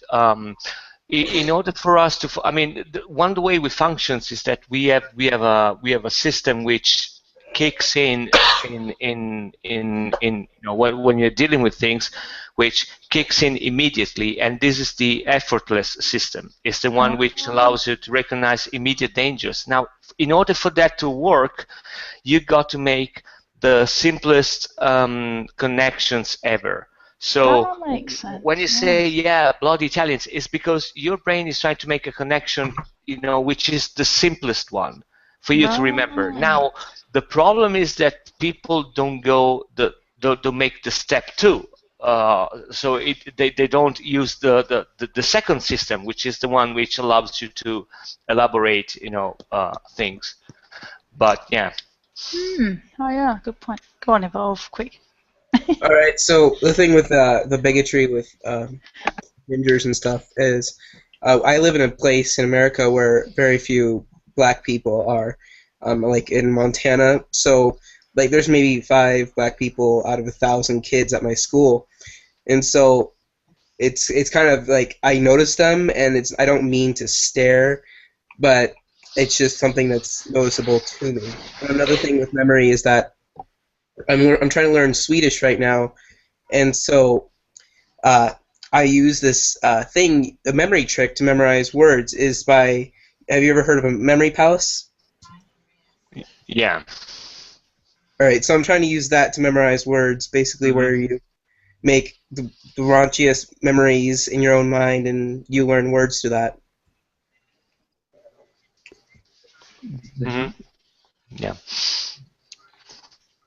Did you watch the film Evolve?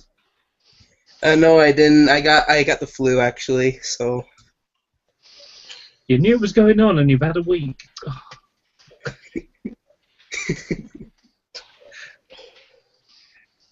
Yeah. You know, something you said, Dee, reminded me of something. Did you ever see Ronald D. Hunter on Have I Got News for You? And he was talking about comparing racism in the UK to racism in the US. And he's saying, you know, the British people, we don't really do racism very well. I mean, you know, sort of look at ginger people. You give them a really good, give them a really hard time, and they're not even, they're not even a different race. I thought it was quite funny. Hi, Kazim. Given that we're a bunch of Mongols, we're not really. If we make any racist comment about any other Europeans, we're insulting ourselves, really. Yeah, but see, we are racist to a degree against. I know. I was just being silly. I wonder if there's a racism or a nationalism.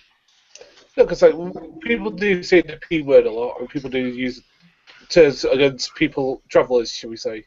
Mm. There's a lot of prejudice there.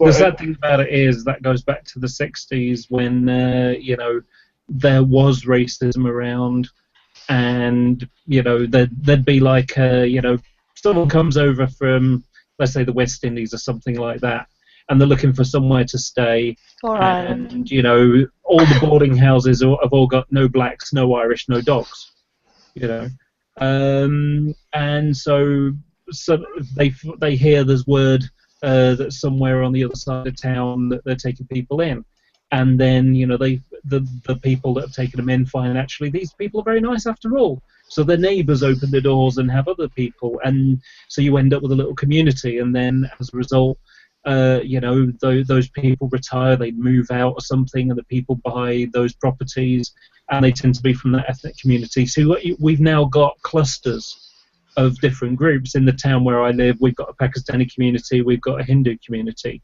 There's a sort of fragmentary, even a bit of a Polish one around, and Latvian. But, so as a result, you've got clusters of people that really all their friends are from their own ethnic minority, and there's not as much socializing between, the cultures as there should be, which means that there's an us and them attitude that's fostered. I mean, a simple example, in one area, I think it was in Oldham or something like that, the Pakistani Muslim part of town was going to have, the houses demolished and replaced with new ones. And, people said, oh, well, why are they getting it and not us? Well, that's because they haven't had anything since the 60s there. It was effectively just their turn, so to speak. But it fosters resentment. It fostered resentment between the cultures. And I think it's those kinds of problems where UKIP, become stronger.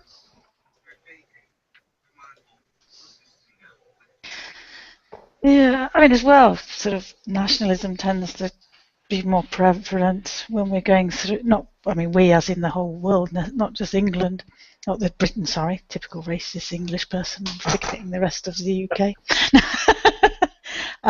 This is when Hitler came to rise, wasn't it? Because they were going through serious economic problems. UKIP have come to rise, and the EDL did, and other groups like that. Not so much now, but it's sort of a few years ago when there was economic problems. because it's a group we can blame the problems on, isn't it?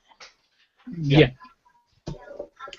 In fact, funnily enough, just today I was at the supermarket, and some older guy said, "Oh, we're going to be," at the desk there was someone who was he was after a tissue, but he was a foreigner, and he's sort of saying like a tissue, something, blue nose or something, and his English was really poor, so they weren't. He wasn't really transferring the information that he was trying to get, and it was a bit confusing. And there was a guy who said, he might as well have said bloody foreigners, they can't speak English, and I don't like them. We're being swamped by them. Well, actually, we already are swamped by them, was the phrase that he came out with. And it's like, well, how do you know he wasn't just a tourist? He was visiting a friend. It's that jump, an assertion, a jump to a conclusion. It worries me. Yeah. Yeah, it's. Foreigners are the enemy nowadays, it seems.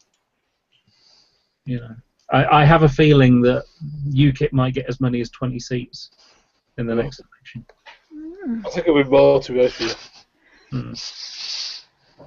you. Well, largely in the UK, the problem is that you can't really tell the difference between one group, one party, and another. They all say somewhat the same thing. I mean, for example, I don't know if you caught, there was the immigration centres on the Channel 4 News recently. Now, these are people that are really having a tough time, that people are going mental in there, and they're effectively being locked up for being nothing more than immigrants, really. Now, and they're being referred to as prisoners. Oh, I've not heard about that. Now that kind of that worries me. I mean, even the MP that was trying to say this is unacceptable, shouldn't be going on, but she was referring to them as prisoners. And it's like, well, they're asylum seekers, or maybe people have overstayed their welcome, but they're seeking asylum. I mean, there was one guy who was he was a Pakistani Christian, and he didn't want to go back because I can understand that. Yeah. There have been a number of instances where churches have been bombed or burned and things like that. So he didn't want to go back, and he was fighting that. Now, and he's been referred to as a prisoner, but he's an asylum seeker. Yeah. It's just that kind of worries me. But the thing, what I've gone off the subject slightly. But so we've got a government right now that is saying, that we're going to be tough on immigration because they don't want to, UKIP are going to get in the door if they don't say we're going to be, they're trying to emulate some of the ideas of UKIP. So we're going to be tough on immigration, and if we're tough on immigration, you're not going to want to vote for UKIP, are you? You're going to vote for us. So they're saying that. And at the same time, you've got Ed Miliband of Labour Party. He can't say what's going on at this detention centre is bad, because then it makes him look weak on immigration, and people are not going to want to vote for him. So what do you do there? Where's the line? And it's easy for people to gloss over, what's right and wrong when it comes to nationalism. That frightens me. But again, we're getting off the subject again. So this movie, is it like a precursor to the intelligent design kind of idea? It wasn't really. It had a little bit of creationism in there. Like, for example, there's a bit where a young lad is making a satellite detector, and the scientist guy, who's a born-again Christian now, he sort of says, well, if I took the components of your satellite detector and put them in the box and give it a shake, would they turn into the satellite detector? And it's like, oh, of course not. Which is exactly, it's the hurricane through a junkyard making the 747 argument. It's a very creationist argument, and yet that argument is still pretty much being used today. Yeah, I know. 1 minute, sorry. Thanks a lot, Fabio. Yeah. Bye-bye.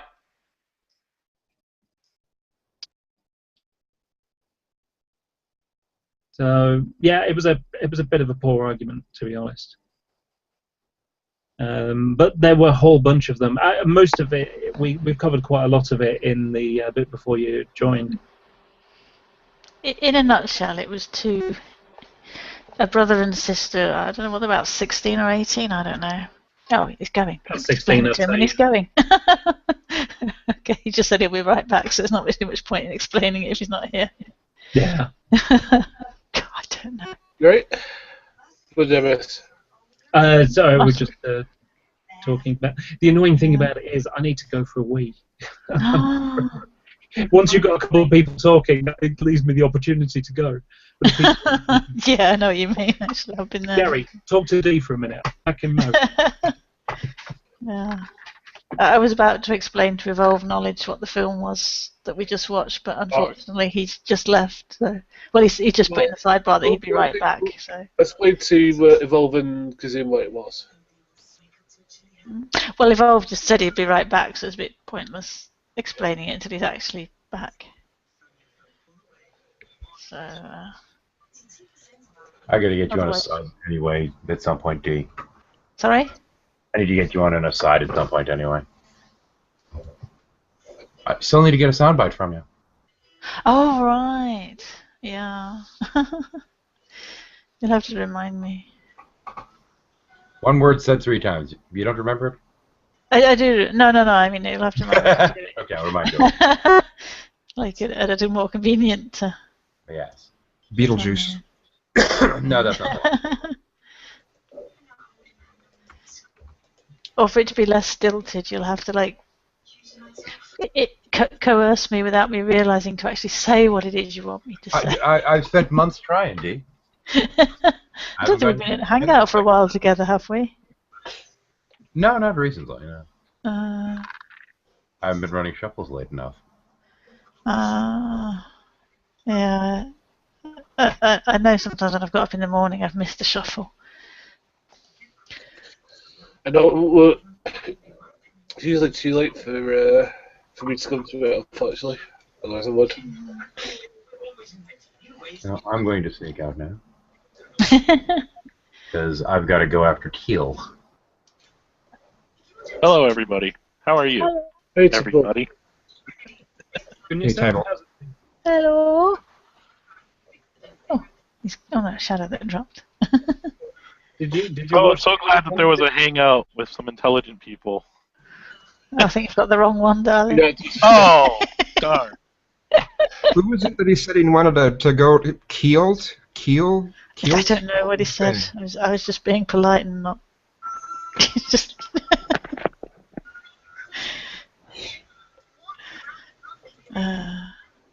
Kazum, you really should do something about your air conditioning. You've got it far too hot.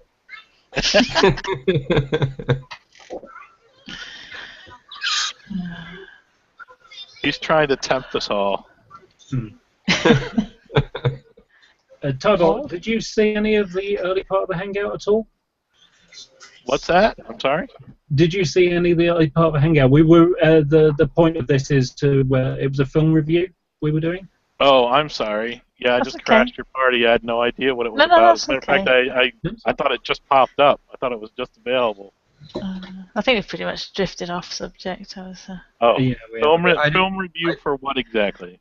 I was about to summarise it, but then somebody else who hadn't watched it disappeared. Oh, hang on, my ears are popped. Yeah, I didn't know what the movie was either, but I just figured if I went into the hangout, I would hear descriptions and then from then hear the discussion and see if I could add anything. But I don't know when the other chap's coming back, so I can sum it up in a nutshell. It was derail the whole thing like a jackass, like what I'm doing. No, not at all. We've been sort of TikToking around all sorts of all sorts of stuff. Was it 1950s or 60s? It was 50s, wasn't it? It was a PSA. Yeah, it was basically two teenage brother and sister who had discovered science and therefore lost religion, but their parents hadn't. Their parents and their peers were trying to convince them to, come back to religion, and they invited before they scienced their way all the way to Hades. Yeah. Basically, and they invited an old friend of theirs who used to be the neighbour, who was a scientist who had also, lost his religion. But then his mum got ill. Yeah, so I feel sorry for him because he's dubbing well. Yeah, then their mother got ill. And she started talking about how her faith was going to get her through it, etc. And then this scientist chap turned out, and it turned out that he'd actually discovered that he'd been born again, and you can have your religion and accept science. And the young kids realised this too, and all was well with the world. In a nutshell. Yeah. Have your religion, eat it too. Yeah. The problem is some of the arguments were really poor in it. Yeah. It had the creationist argument, well, it was the 1960s, kind of, to be fair. And I don't know how old those arguments are, because Pascal's wager goes back to, like, the 1600s, right? Yeah. Well, I mean, one of the things I said at the start is that 1960 is only 3 years after Sputnik 1 was first launched. And it's only 7 years after, In God We Trust, and Pledge of Allegiance. The Pledge of Allegiance has God in it as well.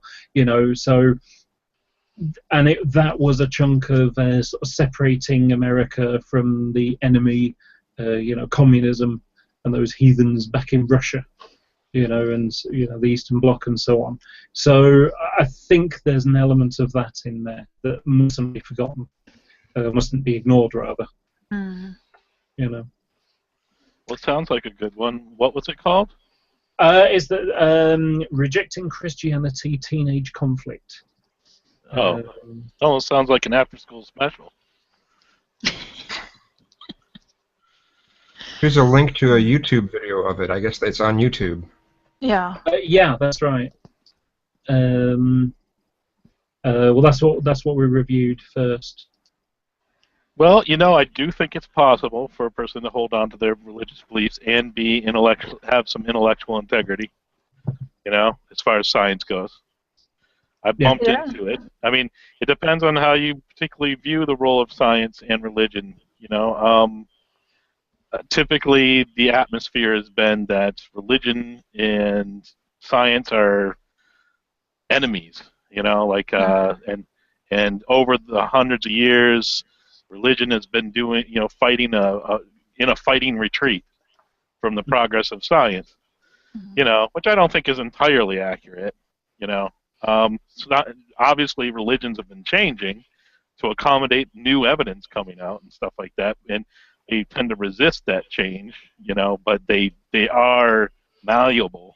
I mean, if you look at any comparison between religion, what it was like a couple hundred years ago to today, they've made incredible amounts of changes to accommodate the discoveries we've made. So, and it's still kind of like that situation where religion kind of fills in the gaps, as far as like, when we discover the age of the Earth is a lot older than it is. There'll always be like a remnant of people that are insisting on believing something regardless of what the evidence says. But those people tend to be a minority. Usually what the mainstream of the religion does is starts to change their story a little bit to match the scientific evidence that can't really be refuted. At least that's my take on it. No, I think that's quite a good take. Didn't Einstein have the phrase, God does not play dice? Yeah. Yeah. I think as well, I've heard, again, it's just the minority. Christians are kind of like, well, literally met Christians that said that they don't care, well, more or less say that they don't care what the evidence says. They believe this and that's it, Well, and that maybe the evidence was put there to test the believers, to trick people, and so it's like, well, that's kind of twisted. So God is deliberately putting stumbling blocks in people's way, now to fool them into disbelieving. I think the one that I've seen most amusingly recently is that dinosaurs are actually the Nephilim. Yeah. They're big bones, and that, they're basically giants. Well, I'd say Nephi's a dinosaur. And quite literally, you've got a lot of people that enter into the argument that, and I'm not saying that I'm some kind of a genius about either one. I'll say that you'll have people that enter into the argument that don't know much about the Bible, and they don't know much about science, and yet they speak about both as if they're an authority on the subject. So then when they talk about Nephilim, they don't really know what the heck they're talking about, because there's no way you can. When you talk about Nephilim, you'd have to make some big stretches with Scripture and the interpretation of Scripture to turn it into a bunch of giant lizards. So. I think as well as what happens with some, and again, I think it is the minority of Christians, is they seem to have this almost fear that science is trying to disprove God, and it's like science doesn't give a monkeys about God. Well, it's literally the world is in a literal conspiracy against God and against His Word and against His truth. So that's how they operate. Some Christians, generally have the mentality, Abrahamic folks that generally have the mentality that they're on enemy ground. And under constant attack, so tends to breed a certain mentality. You're not gonna trust anything unless it comes from a very specific source. No matter how convincing it is, and if it seems convincing, it's only because the devil is really a really suave guy. Very paranoid mentality. This is very bizarre. But I have met Christians that do hold very vehement, have very devout and yet extremely competent when it comes to science. So it does exist. It doesn't have to be this huge conflict. It's just generally how things have panned out. And I think it's largely because of the leadership.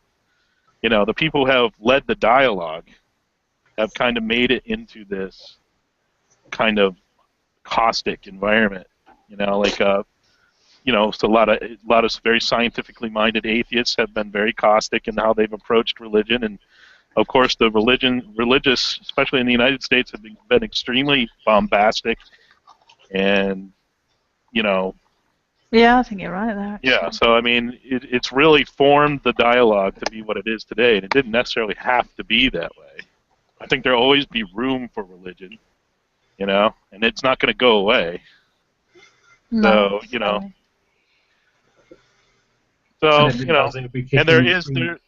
and also being conservative isn't a horrible thing.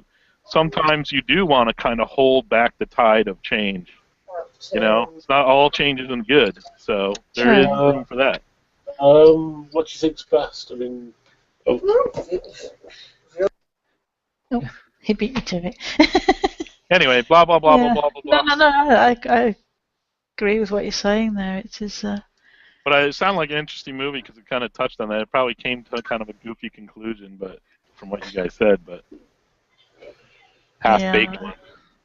Okay, but what I'd say to that is that again, the problem isn't necessarily Christians' interpretation. I think it's just certain individuals who post this false dichotomy crap.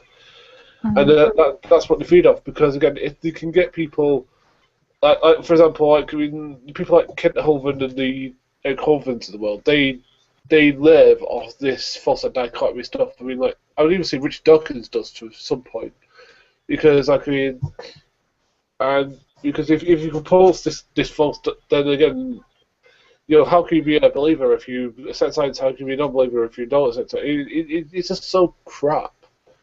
Will come to say. Again, the thing is that I accept science and I believe. There is no disconnect there for me. Yeah, and the reason why I can respect somebody who has faith in something, that isn't really substantial as far as scientific evidence goes, is because we're all in that position to a certain degree. It's like every time we come up with an answer, scientifically, only 20 more questions pop up. You know, it's like it seems to be the fate of humanity, just the nature of discovery, that we'll always be in the dark.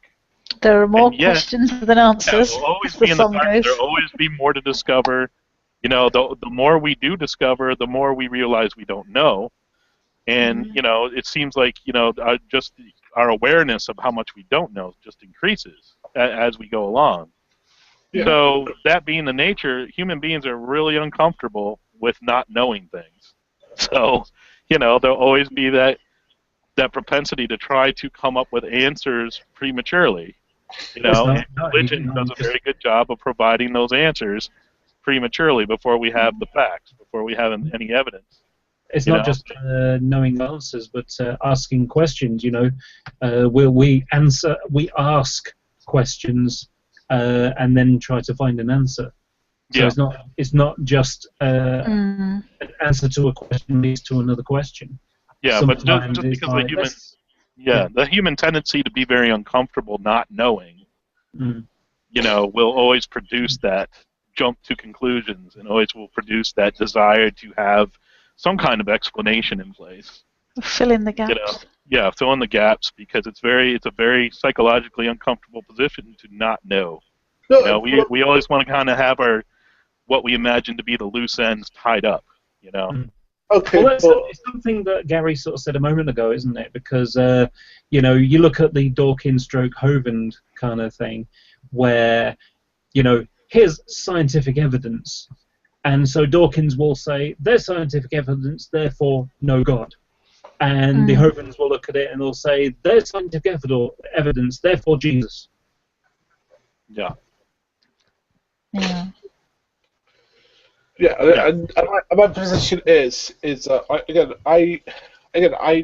because I don't know anything, it's because I know things that I think that there is one, but it doesn't mean that I'm absolutely correct on that fact. I mean, I think the problem is, to do with online, people are so bombastic that they can't admit that they can be wrong.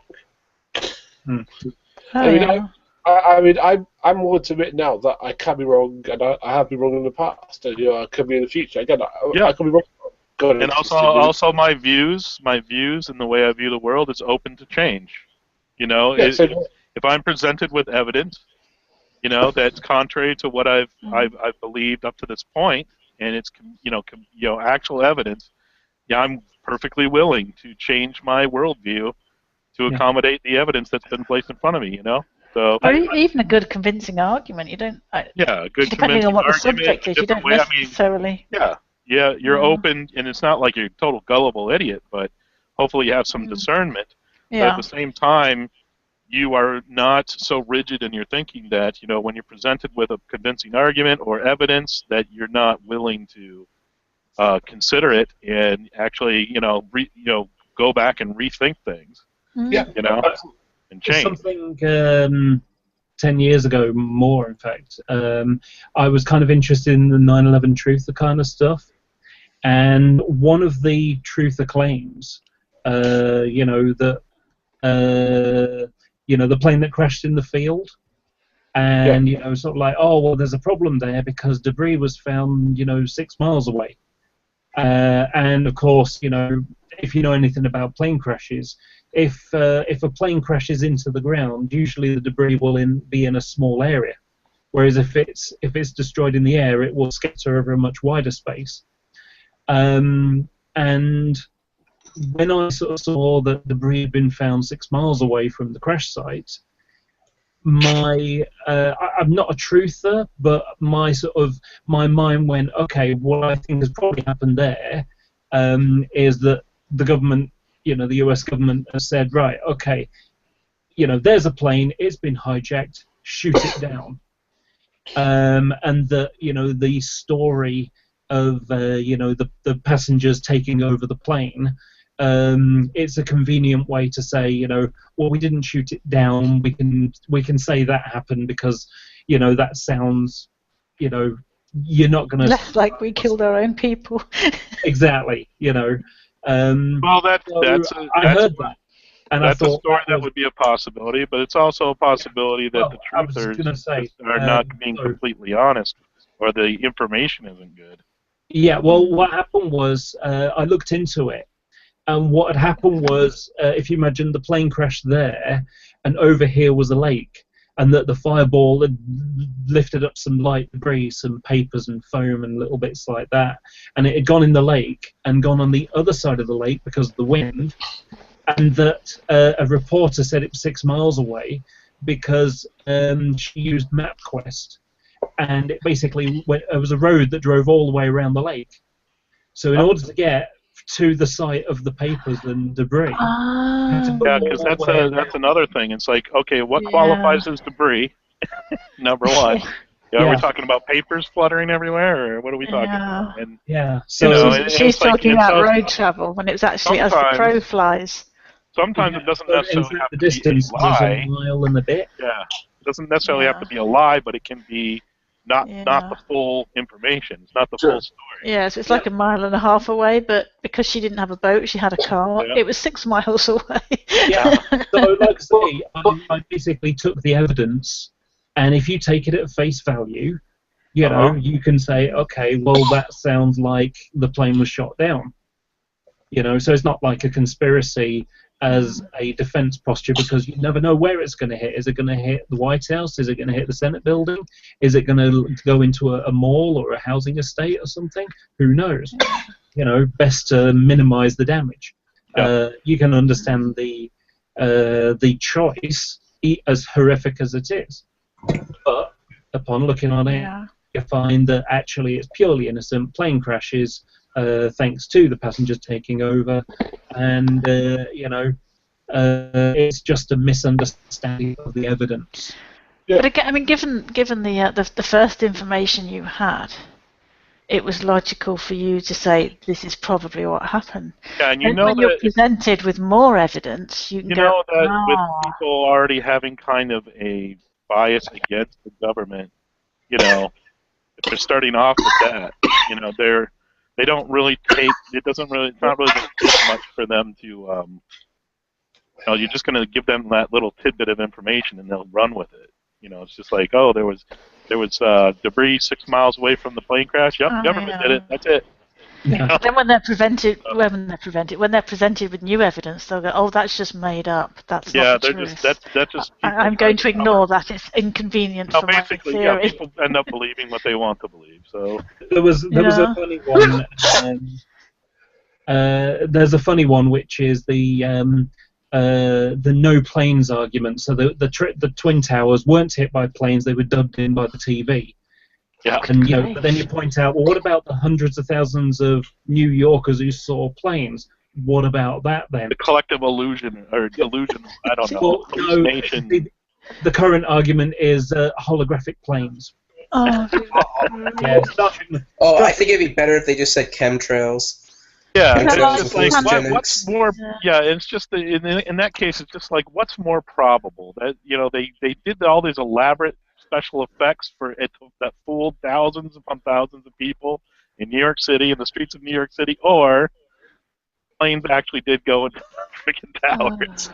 Seems like it would be easier just to crash some planes into the tower than go through all this. Yeah, precisely. At a certain point, it just gets kind of silly. Michael Bay must have directed that 9/11 scene. Yeah, I was like, wow.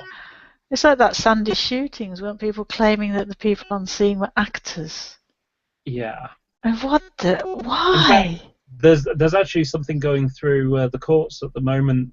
The family of one of the, I think it was one of the teachers, I believe, that they're getting people having like Facebook accounts and things like that, false ones.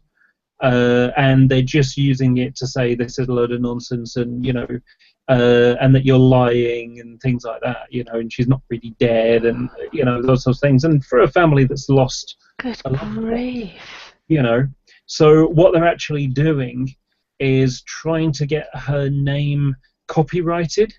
Because if it's copyrighted, they can say, right, that is my intellectual property, bye-bye to Facebook. Right, that's just disgraceful, isn't it?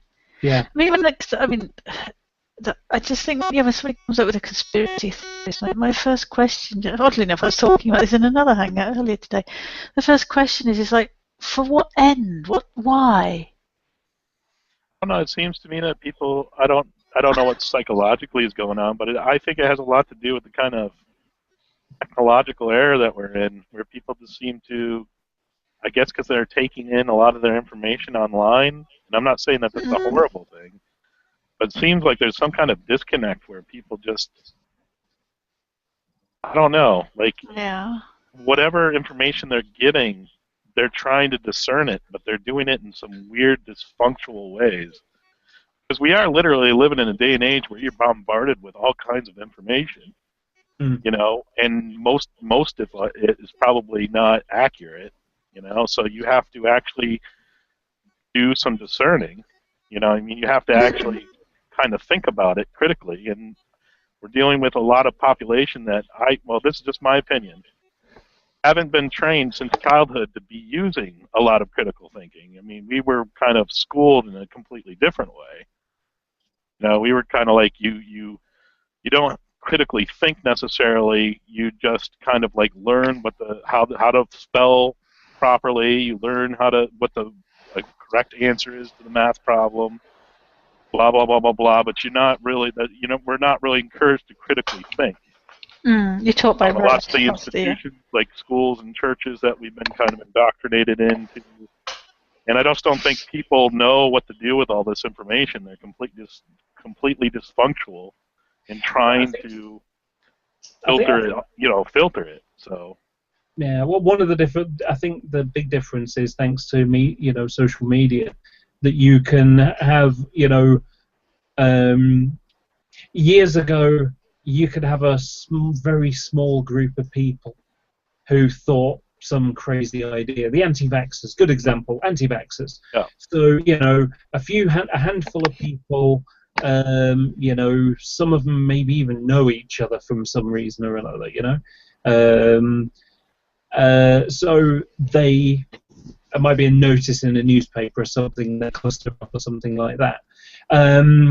But they're pretty harmless because it's such a small group that it makes no difference. But thanks to social media and the internet and so on, you can now get, you can reach a lot of people, yeah. It can reach a lot of people, convince them that of some crazy idea. And that's the part, because convincing people is an art form, and I think that people are a lot better at making emotional appeals to people on the internet than they are discerning whether something's true or not. That's for sure. I think as well there's this term called bad science, and it is mainly to do with the media rather than science. It's where you get this pop science, where the media just completely misinterpret or misrepresent what the science, with the vaccine thing, it turned out it was some dodgy trials that the results were not manufactured, but they were manufactured, for want of a better term, because the guy was being paid by some company. I forget the exact details, but the press rushed to go, ooh, vaccines cause autism. That's the thing, though. A court case, the peer reviews and all this. It's kind of like, actually, this guy falsified the results, and it was a very small demographic, and we actually know why, and now he's totally debunked. Where were the press then making major headlines? And I'm not saying none didn't retract and that, but there was no big story when it turns out the press got it. Yeah, having dealt with actually, it was when the General Medical Council struck the guy off. That was quite a big deal. That was #1 in the news, I think, that day. The general story of it is that. Because I actually had a hangout with the Times journalist who uncovered this fraud. Oh yeah, I remember that. And what he explained was that in the late 80s, I think it was, there were 3 versions of the MMR vaccine, and that in very, very small circumstances it could give children meningitis. 2 of them could.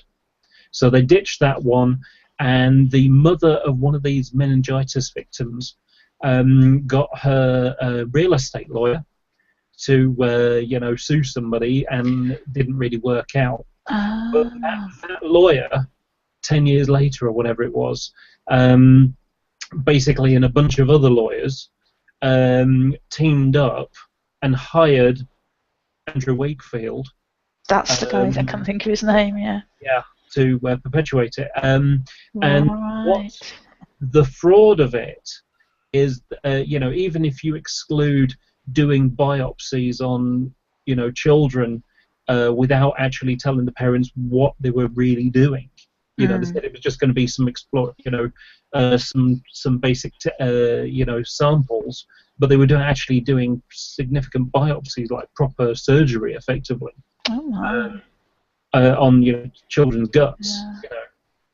Yeah. Anyway, but even if you ignore that, the biggest one is that there's something called a PTS, I think it is, or PTC.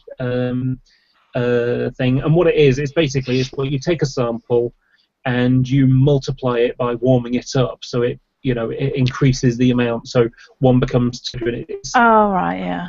So what happens is if you imagine there's a line on the graph, and you've got the sort of background level, and then you've got the sample that goes up like that to show the amount, Right. the Yeah. amount, the sample increasing.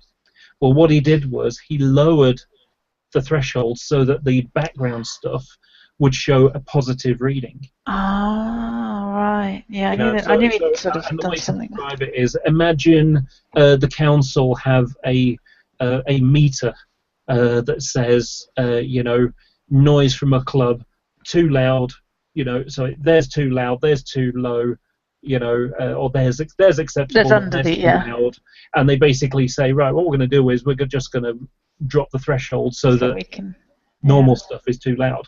That would be the equivalent. Right. Well, I'll stand corrected then if the press made just a bigger fuss as Well, it no, that's wrong. the thing. On the day that this paper was released to the Lancet, Wakefield and the partners actually held a press conference, which is something that is just unknown, really, in those sorts of circumstances. You just don't have press conferences. It gets released, and people look at it, and that's sometimes the press report on it, and other times they don't. Yeah. And then, thanks to peer review, it either gets confirmed or pushed out, which is effectively what's happened. Not only that, it's been shown to be a fraud. So, and really the way it's gone with the anti-vaxxers is very much in the same way as fundamentalism. That here's the conclusion I want to reach. I'm going to find the evidence that supports it. Well, I don't think that it's unusual for anti-vaxxers to be fundamentalists. No, but they have no. I'm not saying in other areas. I don't think you quite understand it. Yeah. I'm saying it's a fundamentalist attitude. Oh, okay, yeah. So what's happened is hey, there's this report saying out that you can give your kids autism by giving them MMR. I'm not going to want to do this because not taking an action, and it happens anyway. Well, I don't feel guilty for that because that's just meant to be kind of attitude. Whereas if I actually do something, if I take an action and I hurt my child, I'm going to feel really shitty for that. So what happened is they've been alarmed at this report, and then it gets shown that the report is just complete fraud. So they shift it and say, yeah, but look at all the chemicals in these vaccines. So it doesn't matter, that the vaccine, the original idea of the vaccine being bad was completely wrong. They've drawn the conclusion that vaccines are bad, and so they're going to find another reason to support the idea that vaccines are bad. Yeah, or assume that it's a lie, that it's been found to be false. They're just saying that because going back to the. Well, to admit you're wrong requires some, very unusual strength in most people. So, most people are not going to admit that they've been wrong, because then you have to admit that you've kind of hurt your child by not getting them vaccinated. Well, it's not only that; it's also that it's a loss of face, isn't it? You look stupid because you've fallen for something, But this, yeah. Well, I'm happy to admit I was wrong that the press didn't go to town on the fact that once it was debunked, it had been debunked. I stand corrected on that, if that's. But yeah, it is. You know, but I mean, there's a perfect example of you know, the sort of the attitude that they'll say, oh, look at these chemicals in. Look, it's got formaldehyde in it. You know, when you bomb people with formaldehyde, that's terrible. You shouldn't put that in your children. Except for the fact that, you know, the amount of formaldehyde in a vaccine is 0.2%, and that you know, milligrams, sorry, 0.2 milligrams, and a pear has 57 milligrams in it, and your body naturally produces 500 milligrams a day. Yeah. So if your body naturally in a day produces 1,000 times the amount in a vaccine. What's the other one? They put mercury in it, which makes you gay. I'm sorry, I'm 50 and I'm British. My back teeth are full of mercury. I'm not gay. Yeah. That sounds like Tommy Hall, doesn't it? I wasn't going to name names, but yeah. But I mean, the mercury is another example. It's not, you know, it's not like you're drinking the contents of a thermometer here. You know, it's vaporized mercury. It's not the same stuff, and all it does is it goes into the area where the vaccine is, and sorry, I've got it the wrong way around. It's the other one. That's the salt. It's a preservative to stop bacteria from cell division. You know, stop bacteria from spreading. And you know, because the idea behind it, the preservative, is if you've got something that's going to treat malaria in Africa, and it only lasts 10 days, but it's going to take 20 days to get it to the place where the malaria is, no use at all. So you need to be able to to stop it going off, as it were. And the way the mercury works is that it goes into your bloodstream and goes out your kidneys and out in your urine in like a matter of hours. Yeah, I mean, small doses of most poisons our bodies can. I mean, we drink alcohol on a regular basis. That is a poison. Well, I mean, here's a perfect example.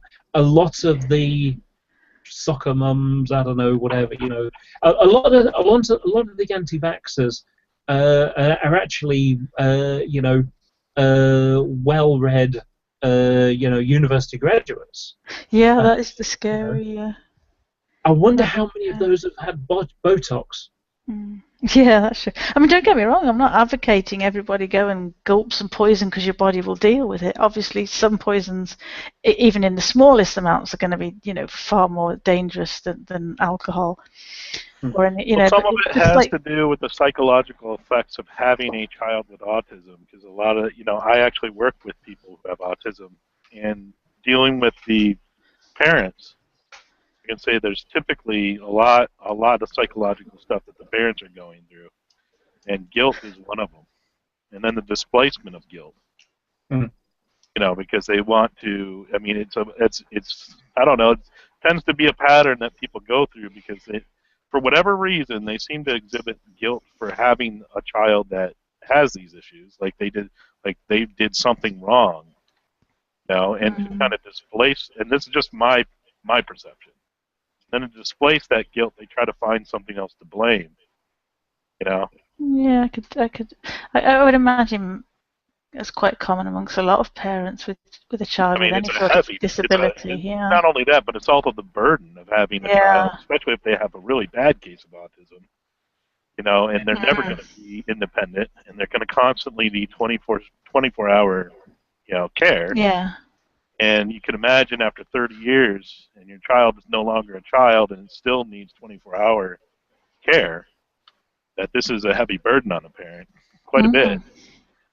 And there's probably the desire to get away from it, and to get a break. This is going to reinforce your guilt feelings. And then the guilt comes because you want a break from your child, And I've seen people run the gambit, as far as like being very paranoid about the caregivers and the direct supervisor and personnel that are with their loved one, being very paranoid that I don't know what they're thinking, but there just seems to be this tendency to not, to think that other people are doing wrong or, giving them the runaround or lying to them. It's just this weird atmosphere going on. And I suppose as well, there's times when the parents are thinking like, why me? Which is another guilt trip, isn't it? Yeah, and I can't imagine because of course I don't have any children. I can't. No, me neither. No children in my family have ever had this situation, so I can imagine the burden. But you have to entertain a lot of crazy beliefs, because a lot of people that also work in that field are anti-vaxxers and believe that this situation was caused by, vaccinations and stuff. Everybody's looking for something to blame, and I think that once we clear the air and we can get a really definitive answer on what causes these problems, then we can finally put this stuff to rest. The difficulty is that I mean the numbers suggest it's not that autism is on the increase, it's that our ability to detect it and to understand it has gone up. Yeah. There's also an element of overdiagnosis in a few places as well, and an example of how it's occurred in the UK for things like oh gosh, what's it called? It's the one dyslexia. That's it, dyslexia or ADHD. Now there's been a lot of people being children being diagnosed with it. And a part of the reason is in a few places has been that in the UK we've got league tables for schools, and that if you've got one child or two children in a class that are, a little bit slow, they're not like slow, unintelligent or anything. They just needed a bit more support. It's almost like sometimes you've got the bridge. It's a bit of a climb, but once you get it, it's easy sailing, So I think sometimes you get children that need a little bit of extra support to get them over that hill, and once they're over it, they're cool. And so what's happened is that because of the league tables, if you can say you've got a child that, if this child has ADHD or, dyslexia or something, they don't get counted in the league tables. They don't get counted as Oh, I didn't know that. The same, weirdly, a similar thing works in the railways in the UK, that they have, I think it's something like 6 days a year, where they can say that those days don't count to the league tables. So if they have, 3 days where they've got strikes and driver shortages or maintenance problems or something like that, and there are no trains running all day for 3 days, they can say, well, use those days to, and discount them.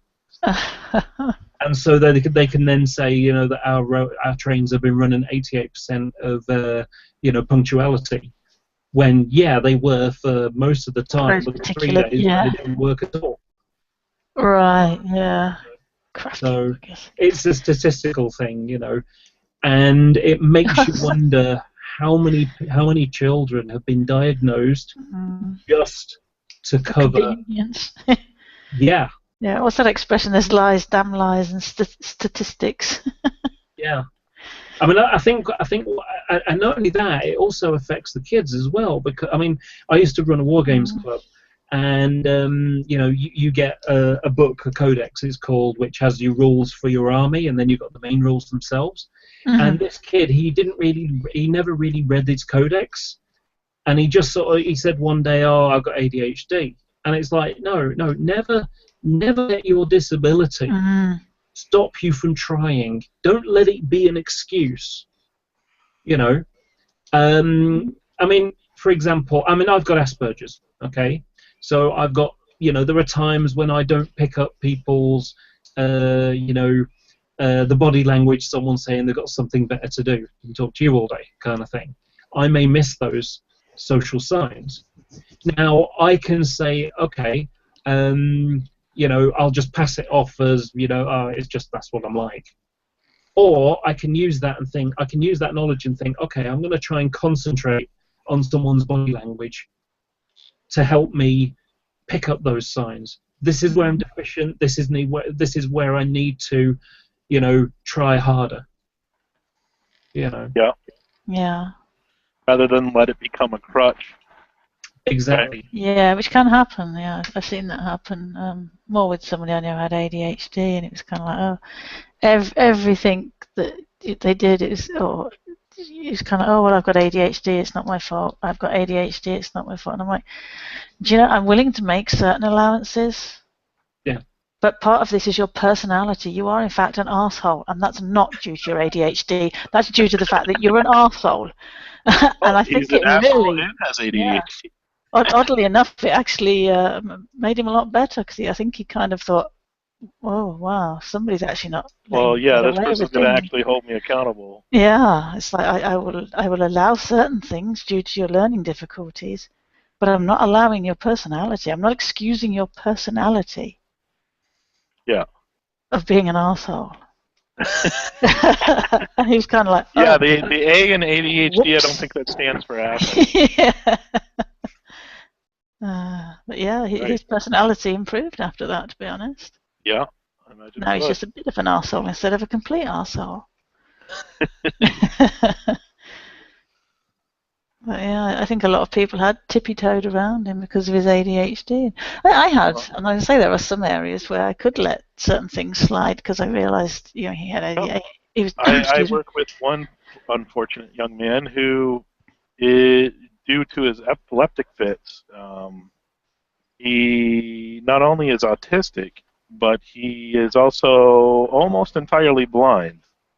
Needless to say, he has a lot of more hurdles, I would say. Because at least how I see it, we don't live in a society that caters to, especially to blind people. I mean, this is a world that's built more or less for the common denominator, which is people with sight, and So I mean, he's got a lot more hurdles than the average person, and he's met them very bravely. But my particular position, and so far I haven't been thwarted by that because I'm not an authority. I'm not an authority in But I've always tried to get him to be as independent as possible, and I'm only too aware of how independent, especially blind individuals, can be. There's been examples of blind people that have, completely blind, that it can do pretty much anything that a person with sight can do, or at least nearly anything. Yeah. Like even hiking through the woods, riding a bicycle. I mean, all kinds of interesting things like that I thought would have been impossible. They come up with techniques and methods in dealing with their lack of sight. As a matter of fact, I can't remember his name, but there was a gentleman. I listened to public radio, and they did a story on this gentleman who had cancer of the eyes, some kind of weird cancer, and it took his eyes when he was a child. And he developed this system all by himself, learned how to click, like he used his tongue. There's a rock climber that does that. Noise. And he would do this all the time, and his mother, an incredible woman, instead of fearfully holding him back, allowed him to do things like climb trees and even skin his shins and, do everything that normal kids do. And of course, I'm sure there were some bruises and some cuts and scrapes, but now as an adult, he does all these things, and he makes that weird clicking noise, but apparently he uses sonar, kind of like a bat, and he can actually tell where obstacles are. He has to click a little faster when he's riding a bicycle, but I thought that was incredibly amazing. That's so frightening. Oh, gosh. So my goal with this gentleman was to kind of inspire him with that story, and also get him to start doing some of the things that a lot of people think that he's not capable of doing, like cooking a meal by himself. A lot of people would go like, "Oh my gosh, you have an autistic, half-blind gentleman in the kitchen eating things." It's like, yeah, but I mean, I've sat there at the kitchen table, just observing and just watching and giving him tips, but he's physically done everything now and cooked entire meals. I didn't have to step in, didn't have to do anything, but that's after encouraging him, not to use his situation as a crutch because he's very high functioning, obviously. But at the end of things, there's no reason why a gentleman like him can't get a 9-to-5 job, live a pretty independent life, and be self-determined. So that's always the goal. Yeah, they just need some extra within support. reason. Yeah, I've just been to the old Googles. Yeah, there's a chap who uses one of those clickers for rock climbing. Yeah, that's incredible. I thought that was amazing. I mean, I can't imagine what that experience is like. Like, I guess you just hear the echo. Mm. Yeah, I've got. I mean, there is quite a bit of feel to rock climbing anyway. Yeah. But yeah, I personally can't. I personally can't imagine doing it blind. Well, you know what? It's probably easier for somebody who's blind because they don't have to look down and see how high up they are. True, you could have a point there.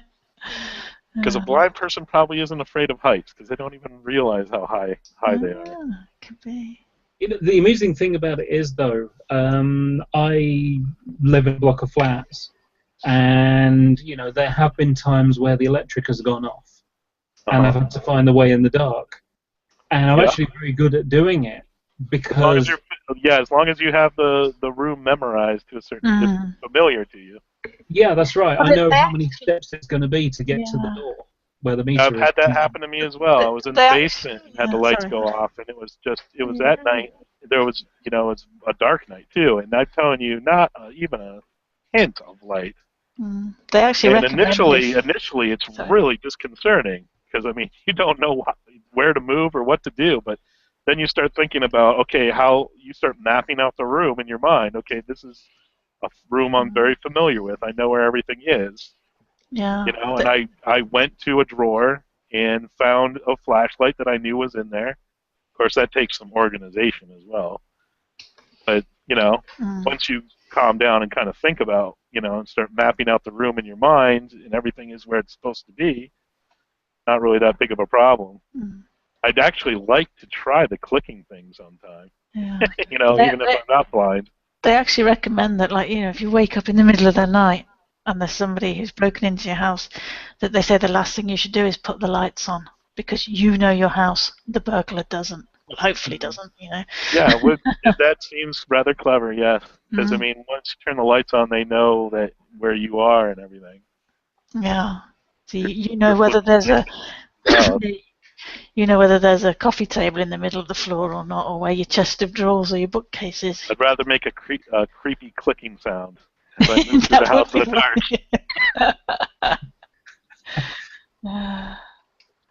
But I really did think that was neat. So, it brings a special amount of joy to me to see people with certain, I guess you would call them handicaps that are able to overcome them. So, I have ADD myself. I don't think I've got the HD part.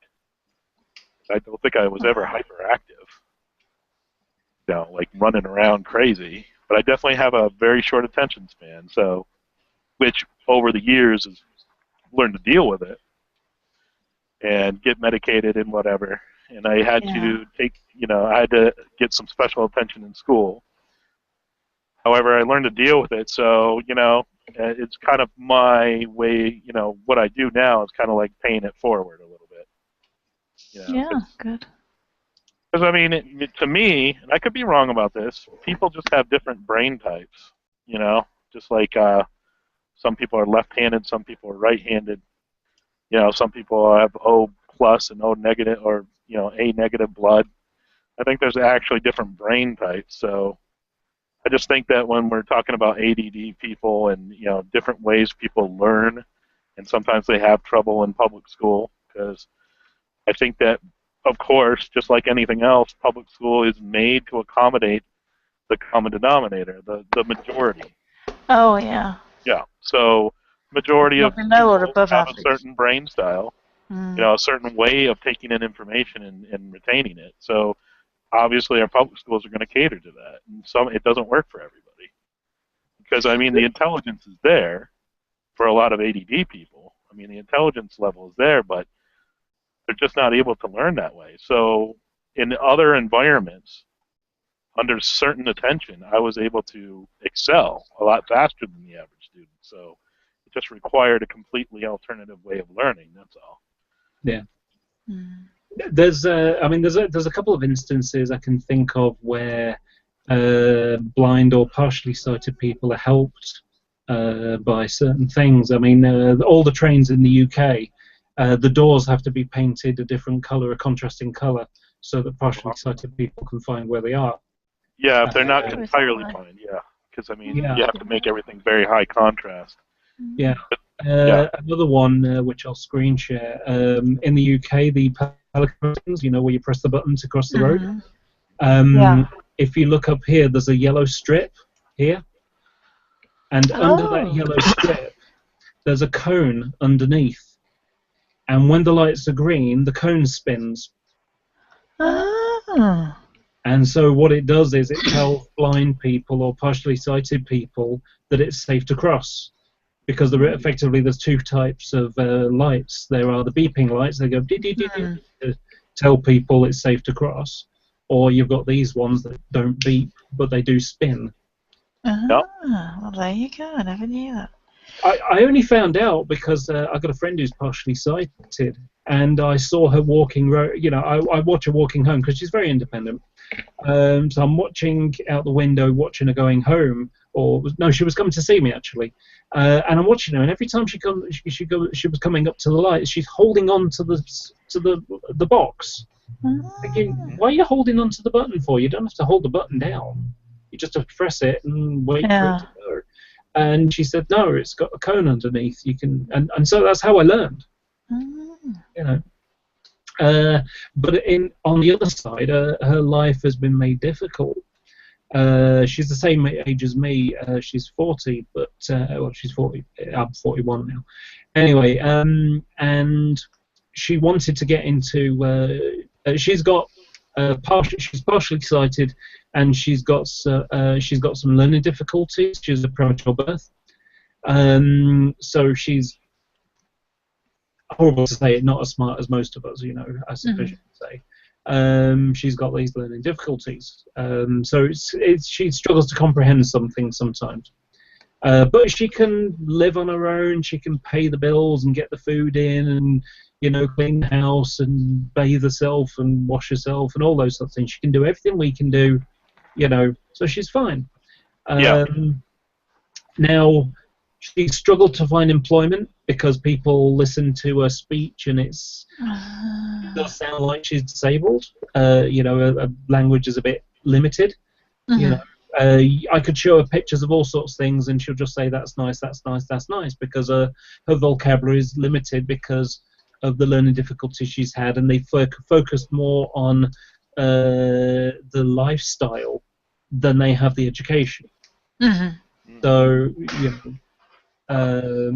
anyway, so it effectively stunted her educational growth because they focused on the living part, the social practicalities of Yes, exactly.